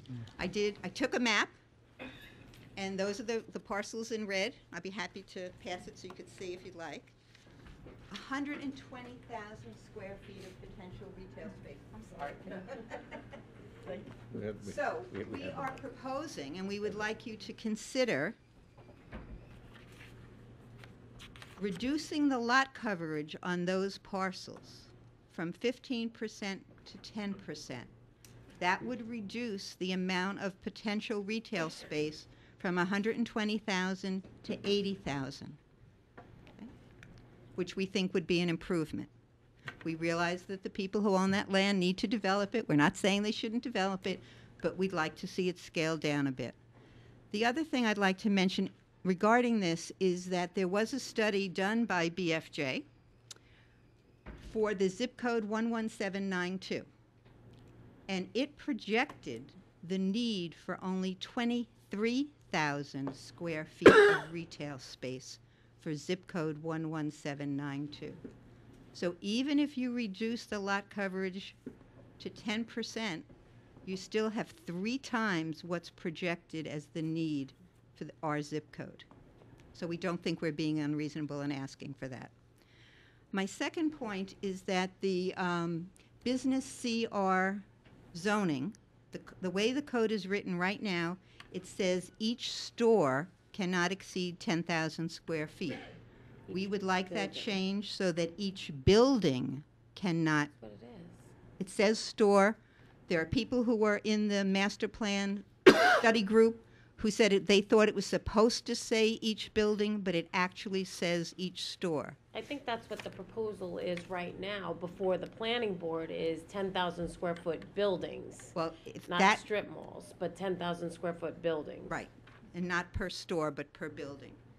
We like that change to 7,000 square feet rather than 10,000. Again, you heard Mr. Fish say, and those of you, I know some of you were at the public meeting, you heard people say over and over again they want to maintain the rural character of Wading River. We think that having 7,000 square feet buildings would be more conducive to maintaining that rural feel. Okay? And it's not a tremendous difference, but we think it would help. And my third point has to do with Mays Farm. And I see that Bernie May is there in the back. The steering committee was unanimous in supporting the idea that that access road should be eliminated. It goes through his farm. He came to a civic meeting and said that it will hurt his business, that people aren't going to want to cross the road from one part of his farm to the other part to pick pumpkins or whatever it might be. And we feel very strongly that the people in Wading River like the agricultural nature of our community. We want him to be able to make a profit on his farm. We don't want something done that's going to hurt his farm, so we would urge you not to eliminate the access road. Now, I've heard that that has to do with the cuts on 25A, but when I look at the map, his farm and the real estate office share a cut. There are only 2 other parcels. One is the Venezia piece, and then one is the Dr. Dubato piece where he's talking about building a veterinary hospital. They could share a curb cut also, and that would mean only one more curb cut on 25A, and we wouldn't have to do anything to his farm. Thank you. You realize we're not doing, that road only will be put in if Mr. May decides to build his farm, and then they might, No, I didn't know that. yeah, we're not putting the road in. Oh. We're not putting the road in, no. It's only in the site plan process, it could get constructed. Good evening. Good evening. I'm Kevin Keeler. I'm a resident of Wading River for over 50 years. I have concerns with the change of zoning on the Route 25A business corridor. I'm hearing a lot for the last 2 days, or last couple weeks, on how people want to change the zoning of property that is owned by a few people that have owned it for over 23 years.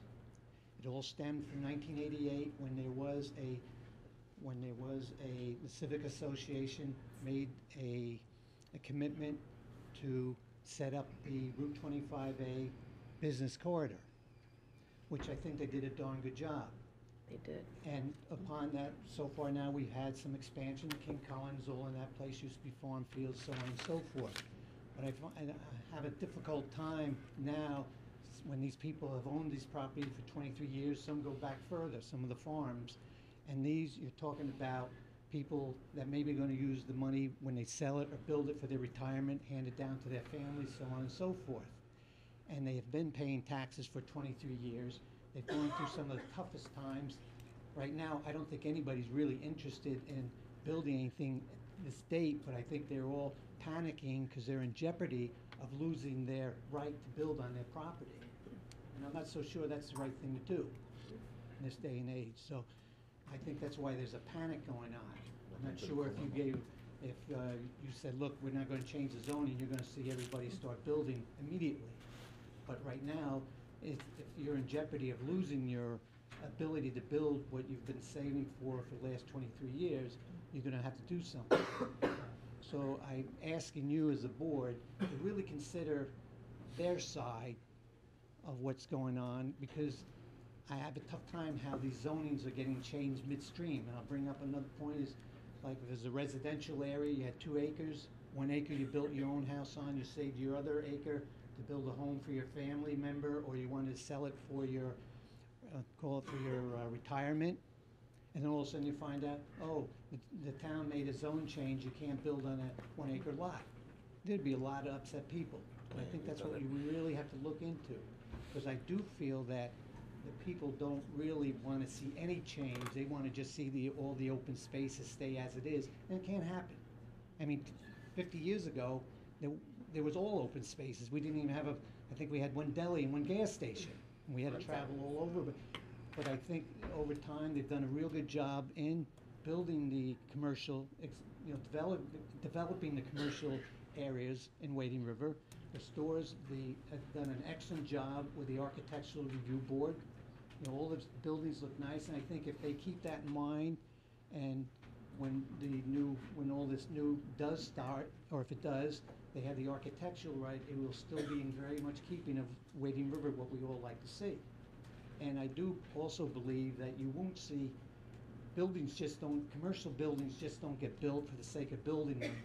People have, there has to be a market for stores to go in there. For stores to go in there, they need X amount of people living in the area or that will use the stores. So I think part of this is a little bit of a panic. But I just hope the board really looks strongly at that and protecting some of these people's, their investments. And also, the commercial buildings, when they are built, they have very little impact on the town of Riverhead. They pay a lot of taxes. They don't impact the school districts. They don't ask for garbage collection. They do all their own. So, and they don't add any more personnel to the school districts as all these, you start putting condos in and things like that. That's something that we do have to look at, because as I said, it costs $22,000 a year to send 1 student to the Shore Wading River School. So we have to look at the tax base on that as well. Thank you for your time. Thank you.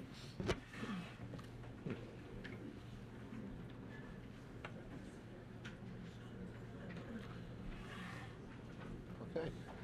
Would anyone, John, would anyone else like to speak?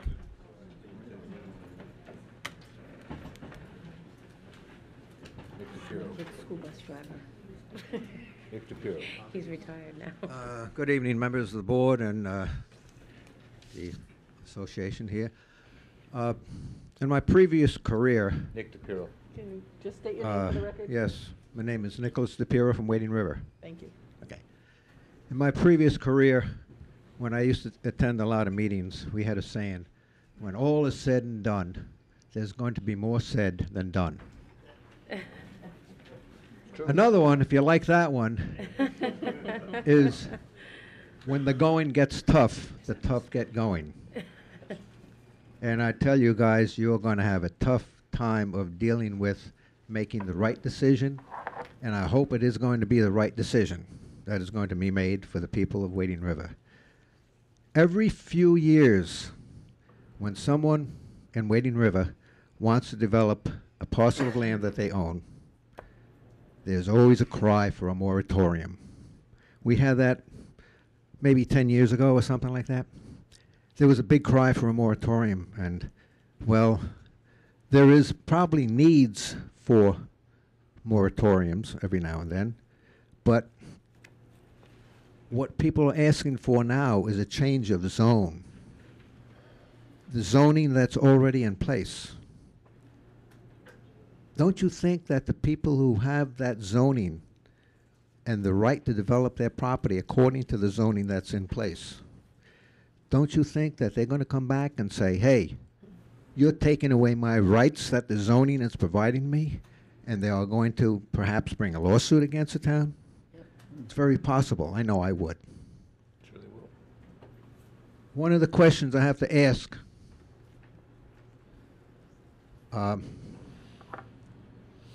let's see, I'm kind of jotting down notes as I'm listening to people speak. One speaker, actually a couple of them, recommended senior citizen housing or condos. Well, to me, that is kind of a form of prejudice against the younger people. And if that ever does come to pass, that you do have senior citizens condos in the town, and if I was part of that senior citizen community that had a condo, and I had a young grandchild that wanted to live with me, and that person was part of school-age a child, you would prevent me from having that granddaughter or grandchild with me because it's a senior citizen project? I don't think so. You wouldn't be able to do that. There's certain rights that we have as senior citizens if we want our grandchildren to live with us. Well, that's another one. Okay. Now, all of this study that was done, I didn't hear the word restaurant. Does that also is that also included with the MRP section? No, no. A restaurant's not a permitted use in the MRP. It is permitted in the current business zone, but it is not permitted in the MRP. It's not permitted now, and we're not suggesting any change in that. Well, I would suggest that it be included. Restaurants also should be included. Maybe we should have a small theater of sorts or something like that. And again, I mentioned this previously, that anytime people talk about residential areas, whether they like it or not, that is going to include an impact on a school district. And I stated this at the meeting in Wading River. Businesses do not impact a school district. I was watching the presentation that the last part of the presentation that you had in Wading River, and Mr. Barrett stood up and spoke. Do you realize how much of a contribution he makes toward the community? Do you realize how much of a contribution that any business would make to a community by employing the local residents? People don't take that into consideration. We need jobs. People don't want to travel 10 miles to go to work. They may not have any means to get there. But if there are more businesses located in the community, they can work in their community. And that's what I recommend. Less condos and more businesses. Thank you. Thank you. Thank you.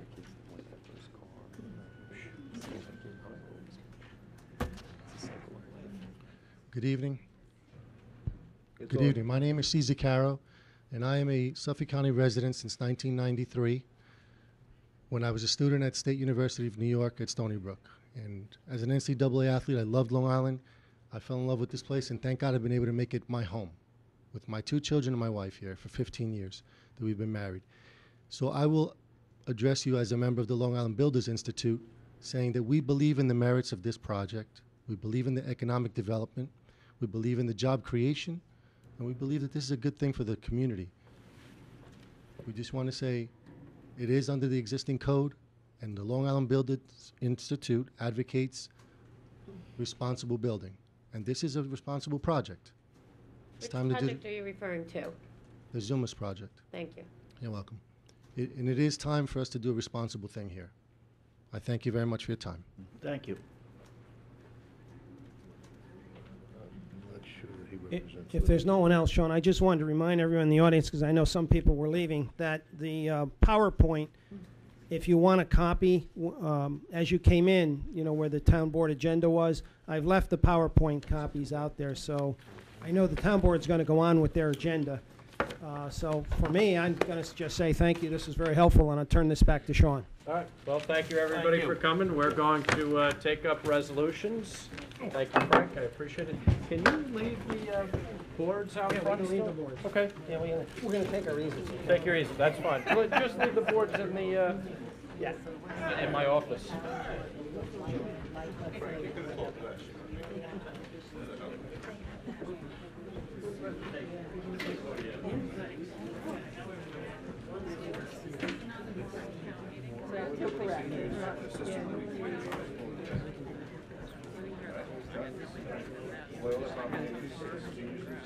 Well, it was on the agenda. It was a communication. Yeah, it was definitely not. Quite honestly, they were supposed to have the that issue, and another board, a different board over there, so it sort of got thrown in. But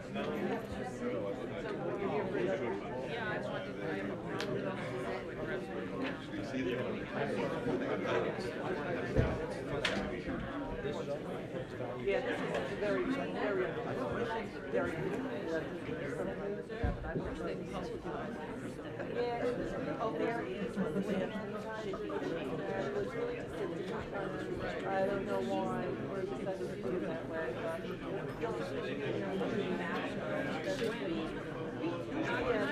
Usually at the end, we'll probably. Well, we're gonna go to Kitty and see, but I just had a little question.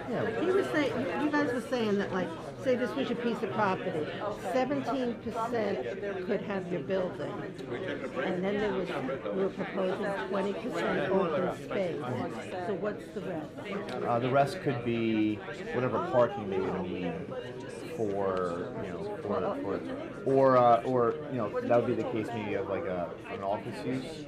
But for if it was the 1 or 2 bedroom condos, that other space could be for, I guess, like a swimming pool or tennis, because those are, I think they're defined in the code as like structures, but not buildings. Okay, so like somewhere, a shed or yeah, something so like somewhere that. between that 17% and that minimum open space would be these other like accessory sort of uses, yeah. All right. Or you know, or additional landscaping or whatever they would need. Right, but- yeah, okay. But the building could only take 17%. Yeah. All right, thank you. Sure, no problem. Have a good night.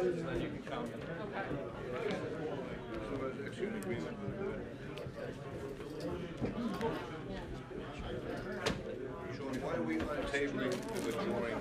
Because of the bid. What are we doing? Second one. Yeah. Where'd George go? No, that's okay. No. That's where the plug is. No, he's got both. Has both. A good table though. Yeah, it's a nice workspace. Yeah, right there. That's right. Gotta get out of the way. Got everything? Here we go. Make sure you're all packed up there, so you're not All right, dropping anything. we're gonna, does anybody want to be heard on the resolutions? I don't see anybody, so we're going to call the resolutions.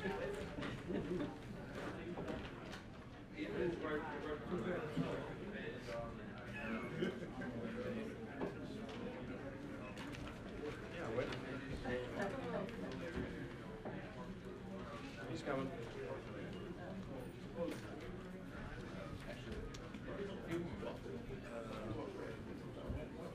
I don't know, let me ask. Untable. All right. All right, ready, George? Ready to go. Ready? Can I make a motion?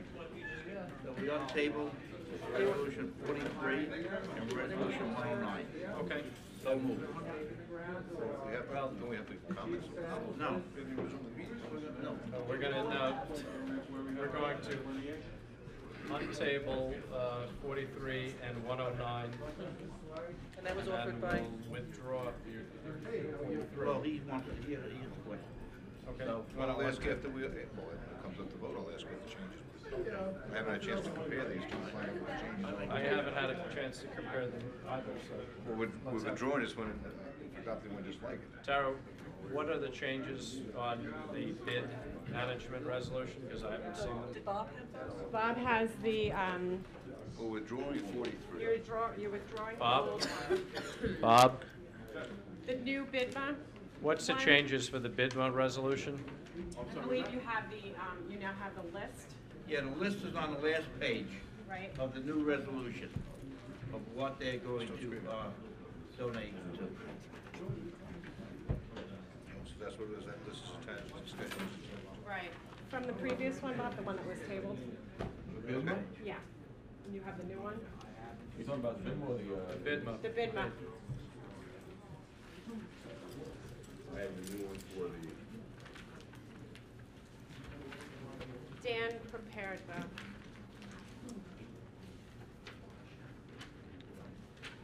there's a whole new alcohol related. All right. Whatever. there was no previous PSA either, Sean? There was no list, there was no There was list no of who they're list. giving the money to. Right.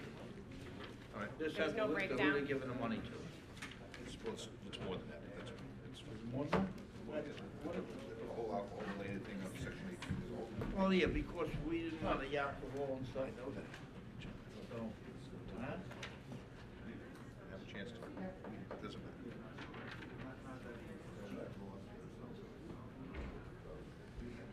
This is what I talked with Dan about, was that if you're going to have at a bid event, if Tweeds or somebody's going to serve alcohol, they can serve it on their property in the back. They've got to stay on their property on the back, and we may require insurance of them if we think they're not going to be held to. I know, it just, He's probably in the hall. I just don't know what the changes were, and some of it is what you did. Yeah, I didn't either. Do you want to hold off on this? We really Well, no, can't. if it's something else, I just want to study it. We can approve it because they need to move forward with this thing. The only thing that I didn't have a chance to look at it yet either, Jim, but Dan was supposed to modify it. Well, there's a whole thing. Talking about a resolution that we're trying to call. I know, but Well, until I you know. tell us what resolution it's replacing it with, we can't look at anything. We No, just it's in did, there. Jody. Which one? It's in number, what? 43 and 171. The 109. 43. Oh, yeah, the and 171 are the same, except for the changes in alcohol and the list on the back. Right. Changes of that would not require any vendor to supply a liquor license and Insurance. insurance, naming us, Right. not the bidder, but the vendor. Right, so if Tweeds or Whoever is Athens they or have somebody. to name the town official. Right, and that's, I think that's the way they do it. Okay, that's That's fine. how the rest of it they get their own insurance. I don't know if we do or not. Nope. Okay. All right, so then what we're going to do with is withdraw, let's just call John 43, get this one. Okay. Let's I can make a motion, we untable the resolution 43. And withdraw. So we have to untable it first. Okay. Untable Yeah, resolution that's the end. 43, so moved. Who's second? Who's seconding that? Jody. And seconded. Moved and seconded, vote, please. Giglio. Yes. Gabrielson. Yes. Wooten. Yes. Dunleavy. Yes. Walter. Yes. Resolution 43 is untabled. So now, John, just same motion. Okay. Withdraw, rather. And I would like to withdraw Resolution 43, so moved. And seconded. Moved and seconded, vote please. Giglio. Yes. Gabrielson. Yes. Wooten. Yes. Dunleavy. Yes. Walter. Yes. Resolution 43 is withdrawn. Perfect, all right. So now we have something with 109. Untabled. I'd like to untable Resolution 109. And amend. So moved. Okay, Bob. I need Bob for this one. All right, don't move this one. Where'd Bob go? I don't know. Bob go. Hey, Kazakevich, you out there?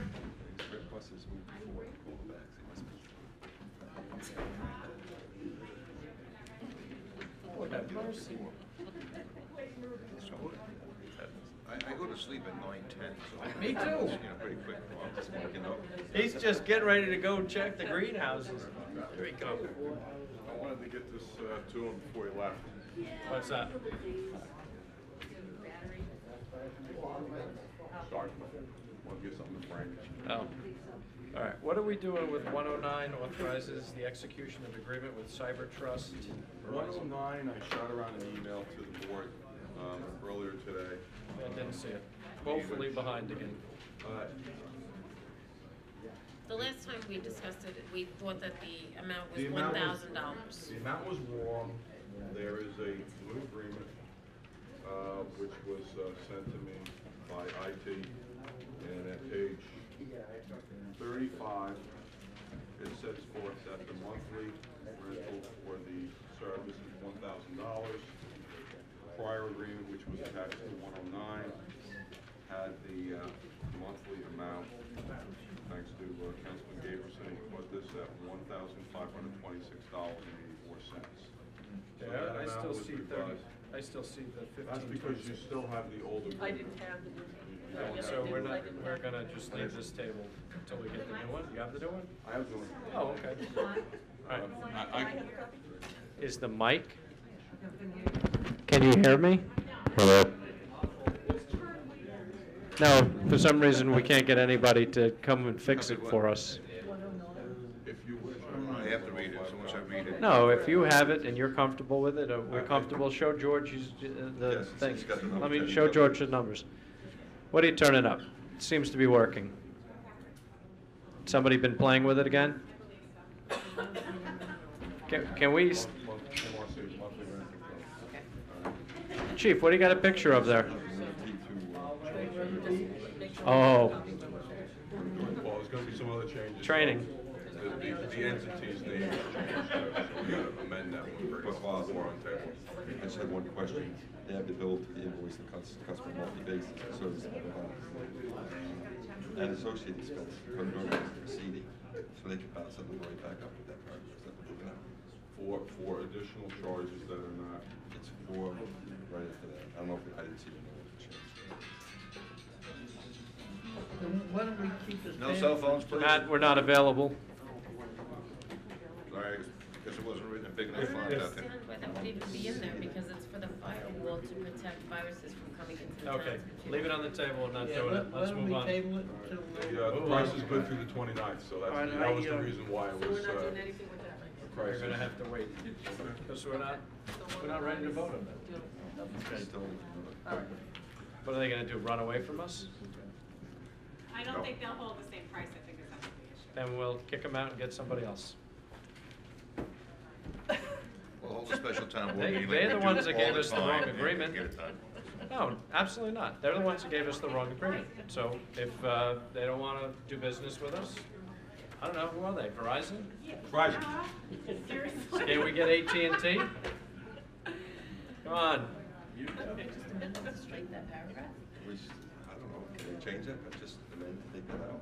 Which were you? Amend it to $1,000 and then strike the paragraph where it says that they Yes, but this can- is not the place to be doing this. We're voting on resolutions, so if they won't hold the price, we'll have to figure it out. That gives them, that's paragraph. Let's move. Let's roll it. Okay. We're leaving it on the table. Resolution 135. Colin Terry Carter, open space, capital project, budget adjustment, so moved. Seconded. Now, where, 135. This parcel is. Terry Carter Didn't we property. do this already?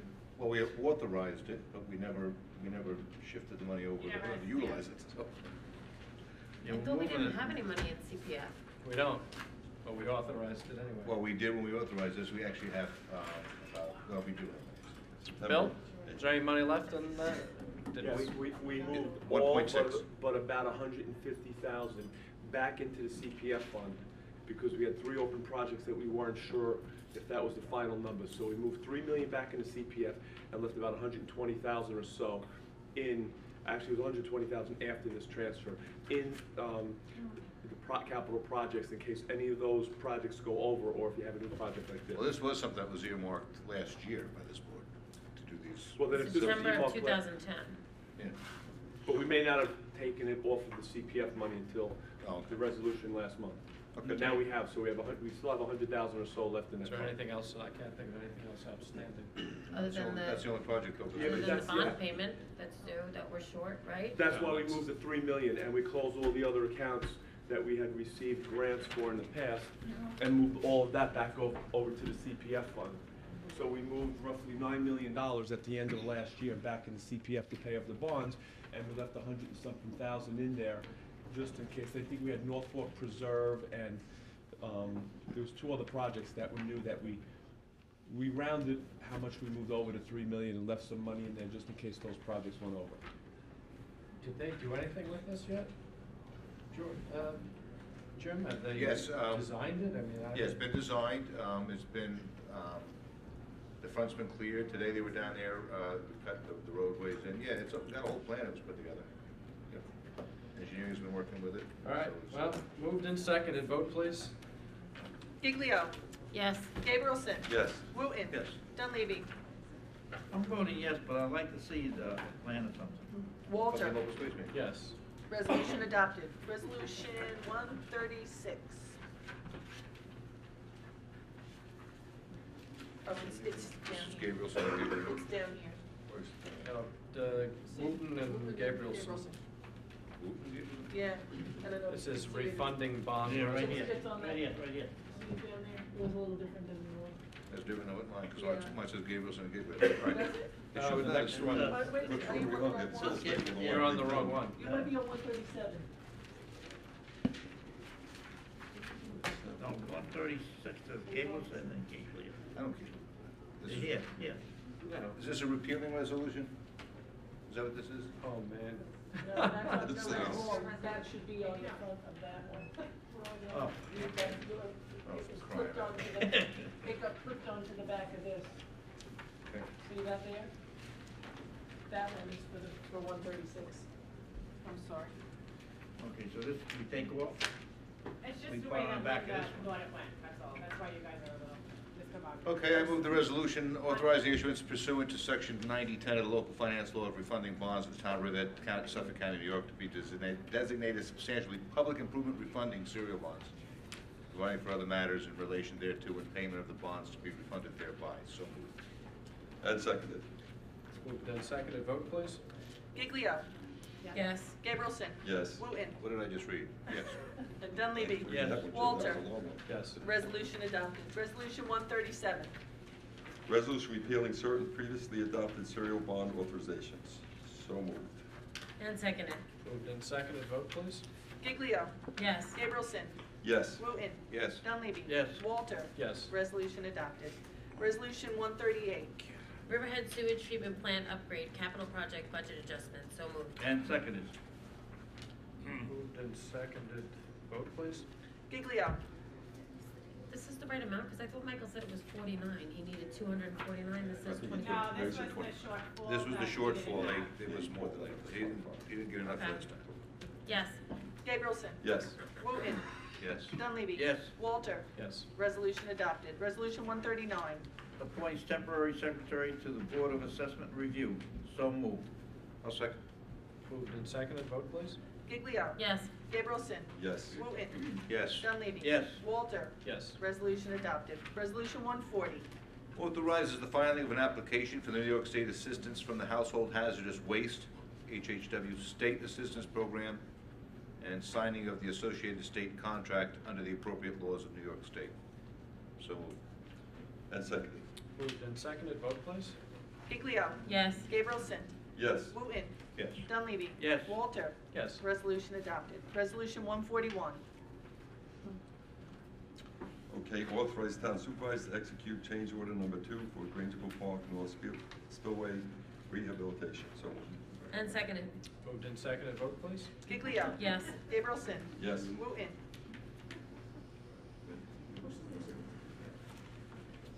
It's the last one I'm gonna say yes to. Yes. Dunleavy. Yes. Walter. Yes. Resolution adopted. Resolution 142. Authorizes the town clerk to publish and post the attached notice to bidders for the GE Evolve LED Series Avery Post-Top Street Lights or reasonable equal. So moved. And seconded. Moved and seconded, vote please. Giglio. Yes. Gabrielson. Yes. Wooten. Yes. Dunleavy. Yes. Walter. Yes. Resolution adopted. Resolution 143. Authorize town clerk to publish and post the attached notice to bidders for the townwide annual construction contract. So moved. Second. Diane, do you have the actual contract in your office? I believe Sean we and Ray should. reviewed this with Lisa, and she actually added some provisions to the bid contract, so we are. So you have one? Mhm. Okay. And the next one too. Moved and seconded, vote please. Giglio. Yes. Gabrielson. Yes. Wooten. Yes. Dunleavy. Yes. Walter. Yes. Resolution adopted. Resolution 144. Authorizes town clerk to publish and post the attached notice to bidders for a townwide annual procurement contract. So moved. And seconded. Moved and seconded, vote please. Giglio. Yes. Gabrielson. Yes. Wooten. Yes. Dunleavy. Yes. Walter. Yes. Resolution adopted. Resolution 145. Ratifies the termination of a crossing guard. So moved. And seconded. Moved and seconded, vote please. Giglio. Yes. Gabrielson. Yes. Wooten. I think the word terminated. Me too. Maybe you did not. Yes. Dunleavy. Yes. Walter. Yes. Resolution adopted. Resolution 146. Drop down for council person. Yeah, that should be Jody and John. I was looking for drop down. Okay. Amends resolution number 88. So moved. And Uh, seconded. Moved and seconded, vote please. Giglio. Didn't have a start date. Yes. Gabrielson. Yes. Wooten. Yes. Dunleavy. Yes. Walter. Yes. Resolution adopted. Resolution 147. Ratifies the appointment of a wastewater treatment plant operator 2. So moved. Seconded. Did we I don't know anything about discuss, Tara? I'm sorry? I don't think we discussed 147, ratifies the appointment of a waste. Meg was supposed to reach out to one of the board members, that's why it went in. Apparently, It's provisional? it was a provisional Since April. appointment. She never followed through on the on this resolution to make it permanent. So, she has to do this via civil service. It doesn't change, the step rate, doesn't change anything Did monetarily. we have this at the work session? No, she contacted me and told me it needed to be done as per civil service and that she was contacting I have it in emails. I mean, we're supposed to appoint, if he's on the list, 60 days after the list comes out, then a provisional is supposed to be appointed off the list. Correct, And this is what we're doing now, correct, after the fact. after the fact. So Yes. his pay doesn't change, his grade doesn't change, Correct. everything's the same as what he's operating as now. That's correct.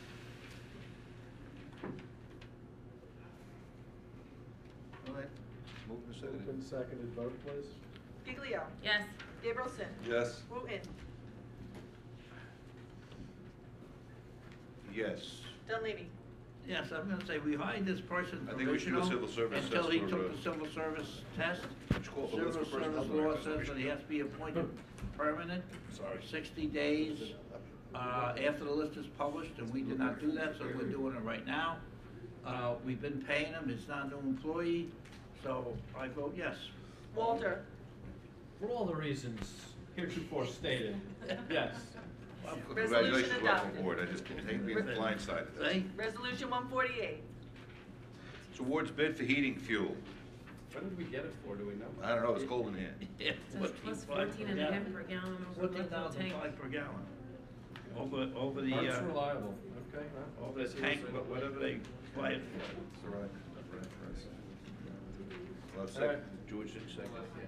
That's, did you, all right, that's seconded. Moved and seconded, vote please. Giglio. Yes. Gabrielson. Yes. Wooten. Yes. Can I ask you a question? This 14.5, is this 14.5 cents or $14.50? No, it's 14. You think it's 14 cents? 14 It's and a half going cents? to be 14. Yeah, it's 14 Okay. cents over a gallon, yeah. So Per let's put gallon. a cent sign. Yeah. Per gallon, 14. Wait, Huh? don't vote on it. 14. Put a cent It's sign. amended. That's it. Put cents. All right. Okay, so it's amended. Can we recall this resolution? Cents? Yeah, that, That's fine. okay. So let's recall it as amended at 14.5. Okay, I'll recall Resolution 148, awards bid for heating fuel to be set at the price of 14.5 cents per gallon over the Northville tank car resale price. So, And second is amended. Moved and seconded as amended. Giglio. Yes. Gabrielson. Yes. Wooten. that half cent does it for me, no? Yeah, yes, Yeah. Dunleavy. Yes. Walter. Yes. Resolution amended. adopted. As amended. Resolution 149. Adopts disciplinary decision. So moved. And seconded. Moved and seconded, vote please. Giglio. Yes. Gabrielson. Yes. Wooten. Yes. Dunleavy. Yes. Walter. Yes. Resolution adopted. Resolution 150. Rescinds resolution number 439 of 2011. So moved. And seconded. Moved and seconded, vote please. Giglio. Yes. Gabrielson. Yes. Wooten. Yes. Dunleavy. Yes. Walter. Yes. Resolution adopted. Resolution 151. Approves extension of security security posted by Mastro Realty in connection with the subdivision tile map of Mastro Realty, roads and drainage improvements. So moved. And I'll second. Moved and seconded, vote please. Giglio. Yes. Gabrielson. Yes. Wooten. Yes. Dunleavy. Yes. Walter. Yes. Resolution adopted. Resolution 152. This approves the extension of security posted by Campo Brothers in connection with the subdivision entitled Cedar Cove, road and drainage improvements. So moved. And seconded. Moved and seconded, vote please. Giglio. Yes. Gabrielson. Yes. Wooten. Yes. Dunleavy. Yes. Walter. Yes. Resolution adopted. Resolution 153. Approves the extension of security posted by CDR Development LLC in connection with the subdivision entitled Demchuk Estates, and that's for road and drainage improvements. So moved. And seconded. Moved and seconded, vote please. Giglio. Yes. Gabrielson. Yes. Wooten. Yes. Dunleavy. Yes. Walter. Yes. Resolution adopted. Resolution 154. Authorizes the supervisor to execute a professional services agreement with Suffolk Online Advertising. So moved. And seconded. Moved and seconded, vote please. Giglio. Yes. Gabrielson. Yes. Wooten. Yes. Dunleavy. Yes. Walter. Yes. Resolution adopted. Resolution 155. Authorize the supervisor to execute a professional service agreement with WFT Data Services. So moved. Yes. Second. Moved and seconded, vote please. Giglio. Yes. Gabrielson. Yes. Wooten. Yes. Dunleavy. Yes. Walter. Yes. Resolution adopted. Resolution 156. This authorizes the retention of the law firm of Capolo, Middleton, and McCormick LLP regarding claim of Bobby Riddick. So moved. And seconded. Moved and seconded, vote please. Giglio. Yes. Gabrielson. Yes. Wooten. We normally name it. Yes. Dunleavy. Yes. Walter. Yes. Resolution adopted. Resolution 157. Awards bid for recreation software program. So moved. And seconded. Moved and seconded, vote please. Giglio. Yes. Gabrielson. Yes. Wooten. Mr. Renfro? Yes. Dunleavy. Yes. Walter. Yes. Resolution adopted. Resolution 158. Adopts a local law amending Chapter 52 entitled Building Construction of the Riverhead Town Code, New York State Uniform Fire Prevention and Building Code. So moved. And seconded. Moved and seconded, vote please. Giglio.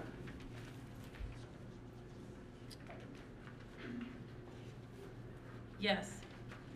Gabrielson. I'd like to point out this was a big change in the way you went about what you required to get a building permit in the town of Riverhead.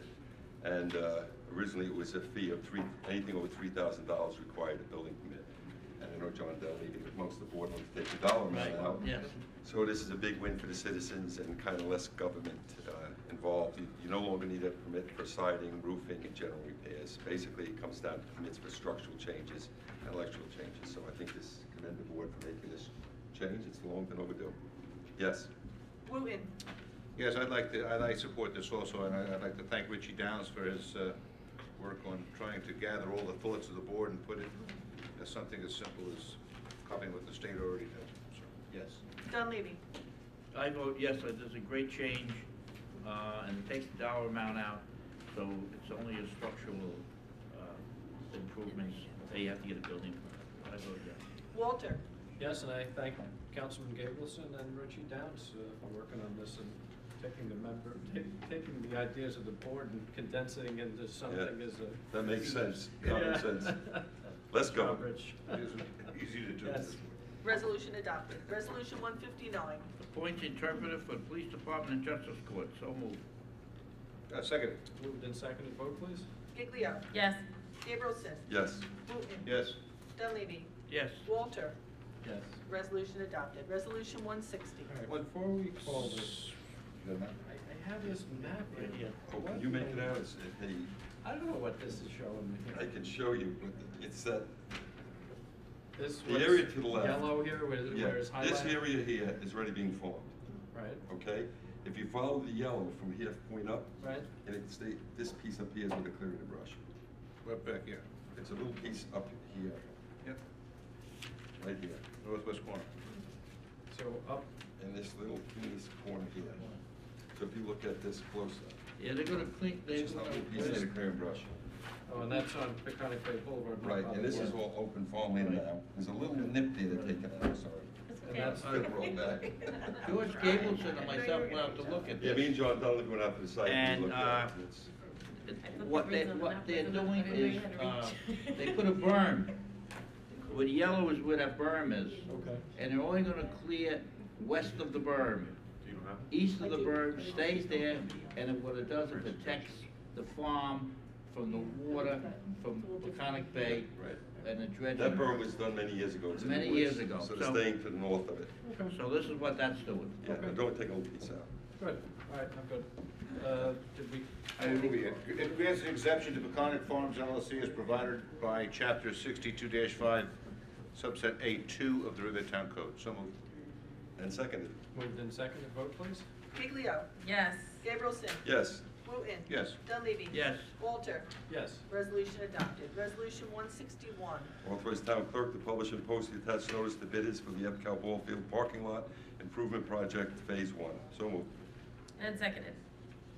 Okay, this is for the, The rebidding of the lot. parking lot. Okay. Ball field parking lot. Good. Moved and seconded. Vote, please. Giglio. Yes. Gabrielson. Yes. Wooten. This is the whole ball field, right? And the lights? And the lights? Yes. Dunleavy. I have a Yes, they speech. started the work out there, and these ball fields are gonna be in operation by Moving right along. This the is for the spring, parking and lot. we're moving right I need along. the parking lot for my So dog we need the park. parking lot. That's right, Jim, we got it, yes. So people I can know get it. there and park their cars. I vote yes. Walter. Yes. Resolution adopted. Resolution 162. Sit there and wait for the lights to come. Amends resolution number 810 dated November 1st, 2011, establishment of audit committee. So moved. And seconded. I'd like to thank John's service on the audit committee. And mine. Yours. Moved and seconded. Vote, please. Giglio. Yes. Gabrielson. Yes. Wooten. Yes. Dunleavy. I think this is good. It takes all the town board members, myself and the supervisor off the audit That's why I committee. support it. And puts all outside members on the audit committee to go and look over our books. So I vote yes. Walter. Yes, I'm sorry. That's okay. Resolution adopted. Resolution 163. Authorize the supervisor to execute a stipulation with local 1000 AFSCME, AFL-CIO, Riverhead Unit of the Suffolk Local 852. So moved. Don't second it yet. There was a change we wanted in the verbiage, Jim. I think you were, is that in here? Of this stipulation? Wasn't that? Yes, I changed it, Sean. Yep, it's in there. when requested by an authority such as fire chief, police department, Suffolk County arson, and/or the town supervisor. Okay. Yes, it has to be by an authority other than a scanner or something. Seconded, please. Second. Moved and seconded, vote please. Giglio. I would just like to thank our Fire Marshal Dave Andruskevich because he has been on call 24 hours a day, 7 days a week for the last 3 weeks while we have had one fire marshal on staff. And I think that if we're gonna ask him to stay within 15 minutes of Riverhead Town and to be ready to serve, that we should be rewarding him in some way for his time where he is on call 24 hours a day, 7 days a week, so yes. Gabrielson. Yes. Wooten. You're assuming he has a life other than fire marshal. Yes. Dunleavy. Yeah, I think it's a long time coming. We have other departments that get call pay for being on call. The fire marshal never got it. So, I think, he deserves it, and I'm voting yes. Walter. Yes. Resolution adopted. Resolution 164. Authorize attendance at the 2012 New York State Town. Now you Clerk- missed one, George. She called. 64. Oh. That's you. No, that's me. That's you. All right, I missed one. George, you didn't miss it. Councilman Wooten missed it. I'm reading about Saratoga Springs. Yeah, I was reading. Too. Authorizes the supervisor to execute stipulation with local 1000 AFSC ME AFO-CIO Rivet Unit of the Suffolk Local number 852. So moved. And seconded. Moved and seconded, vote please. Giglio. Yes. Gabrielson. Yes. Wooten. I don't know anything about this. Well, we're one dispatcher short. I know, I went to a We can't funeral. get the list, so we're gonna hire a part-time dispatcher. And the union has agreed to let us hire him for 6 months. Good thing for us. I vote yes, you know, I'd like public safety. It's a lot of trade-offs. See how That's that it. works? A little trade That's here it. in the fire marshal, a little That's trade right. there.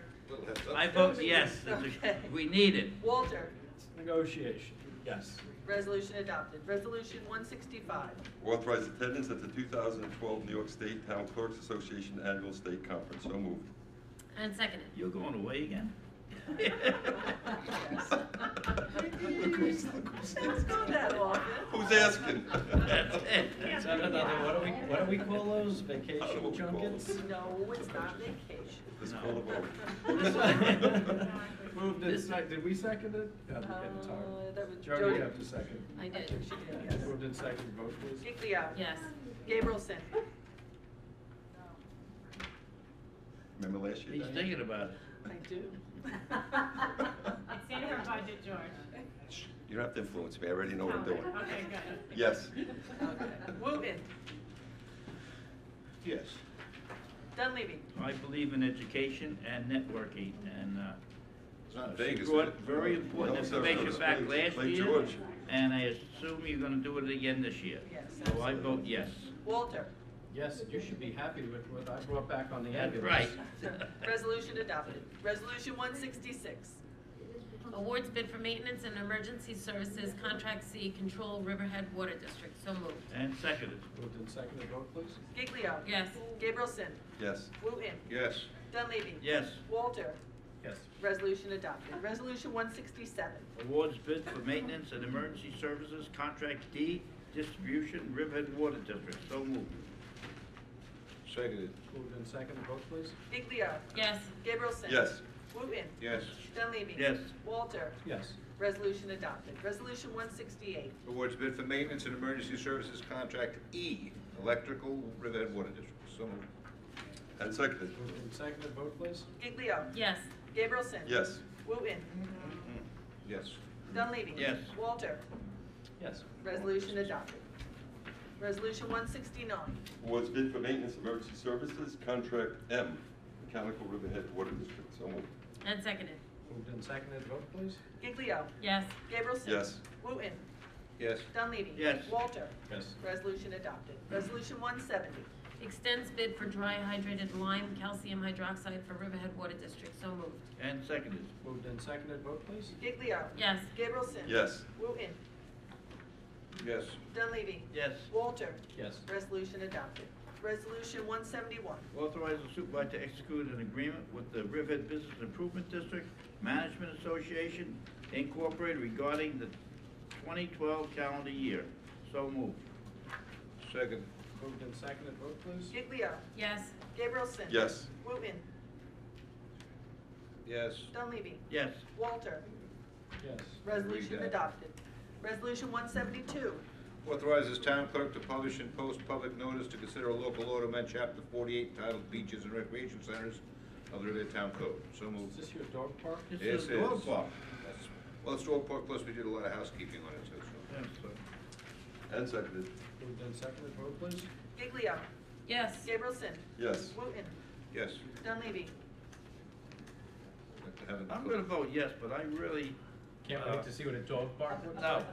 I don't think, Let's go west. these fees are, I think they're kind of excessive. they're what? I think they're I thought excessive. you lowered them. They're We did lower. resident Cheap- 15. We're the cheapest on the island. You know? That's for the car, right? You're gonna. Yeah, when he's going so you can into the park there, system. put in a car and parking everything lot. else. Yeah. All right, you know, if you have a dog, Yes. you know, why can't you just take them to walk it? I mean. Resolution adopted. Just put them in the park. Resolution 173. Reinstates and appoints fire marshal 1. So moved. And seconded. Moved and seconded, vote please. Giglio. Yes. Gabrielson. Yes. Wooten. Yes. Dunleavy. Yes, I think, Greg Zedek will do a great job, so I vote yes. Walter. Yes. Resolution adopted. Resolution 174. He's gonna do a great job, so get promoted already. Here we go. You did a good job. Look how good he did in 2 seconds. Promote to Fire Marshal 1. So moved. I don't think it's, wait a minute. This should be before the other one. This reinstates appoints Fire Marshal 1, the other one promotes to Fire Marshal 1. Yeah, Okay. promotes a fire marshal 1 to. Promoting him from Chief fire Fire marshal 1 to chief fire marshal. I see. Okay, very good. Thank you. So moved. Moved and seconded. Moved and I second. Moved and seconded, vote please. Giglio. Yes. Gabrielson. Yes. Wooten. Yes. Dunleavy. Yes. Walter. Yes. Resolution adopted. Resolution 175. Ratifies execution of agreement with New York State Office of Emergency Management regarding grant HMGP 1899. So moved. I'll second. Moved and seconded, vote please. Giglio. Yes. Gabrielson. Yes. Wooten. Is that FEMA? Yes. Yes. Yes. Dunleavy. Yes, this is for storm damage, so I vote yes. Walter. Yes. Resolution adopted. Dane damage. Resolution 176. Business Improvement District Budget Adjustment. So moved. And seconded. Moved and seconded, vote please. Giglio. Yes. Gabrielson. Yes. Wooten. Is this for the Not first for quarter the or full something? year, it's supposed to be for the quarter. Yes, typically, okay, yes. Dunleavy. Yes. Walter. Yes. Resolution adopted. Resolution 177. Pays bills. They're too high. Well, we can just pay them only off. And seconded. It's that Moved and seconded, vote please. Giglio. Yes. Gabrielson. Yes. Wooten. Yes. Dunleavy. Yes. Walter. Okay. Resolution adopted. Good. Now we open it up to whoever wants to be heard. Ms. Leslie, you want to be heard. But I have a feeling what you're going to tell us. You already don't know. have any control over. Why is that? Well, let's have her. Go ahead, Okay, tell us. Karen Leslie, Ellen Street in Riverhead. For the benefit of those who are not aware of what Sean and I know of, the town has an easement on my property. It's lot 7. Can you hearing me? Yeah, well. It's lot. Is it on? It's Yes. lot 73. Allen Street is the one, Tall Oaks? Yes. There's a broken pipe, and I've asked for it to be fixed. George Gabrielson was on my property in 2010.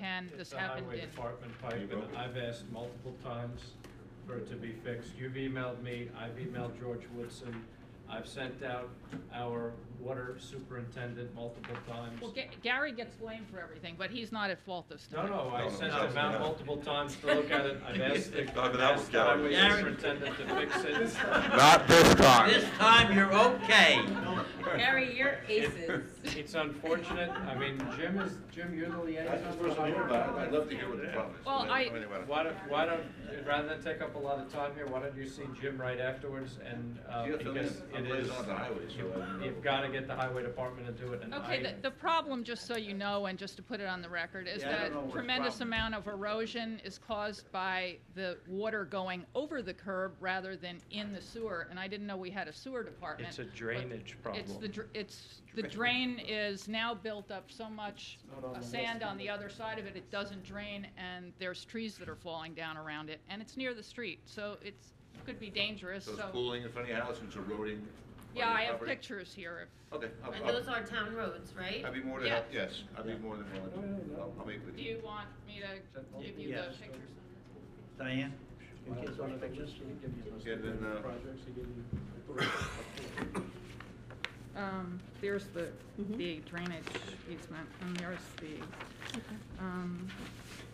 just so I can. Yeah, we should do it. Okay, this is Yeah, the. why don't, I think if you Alright, guys this meet is- privately, Okay. maybe you can This get is the George easement, Woodson and to do something. this is the pipe that is along Pleasant Road.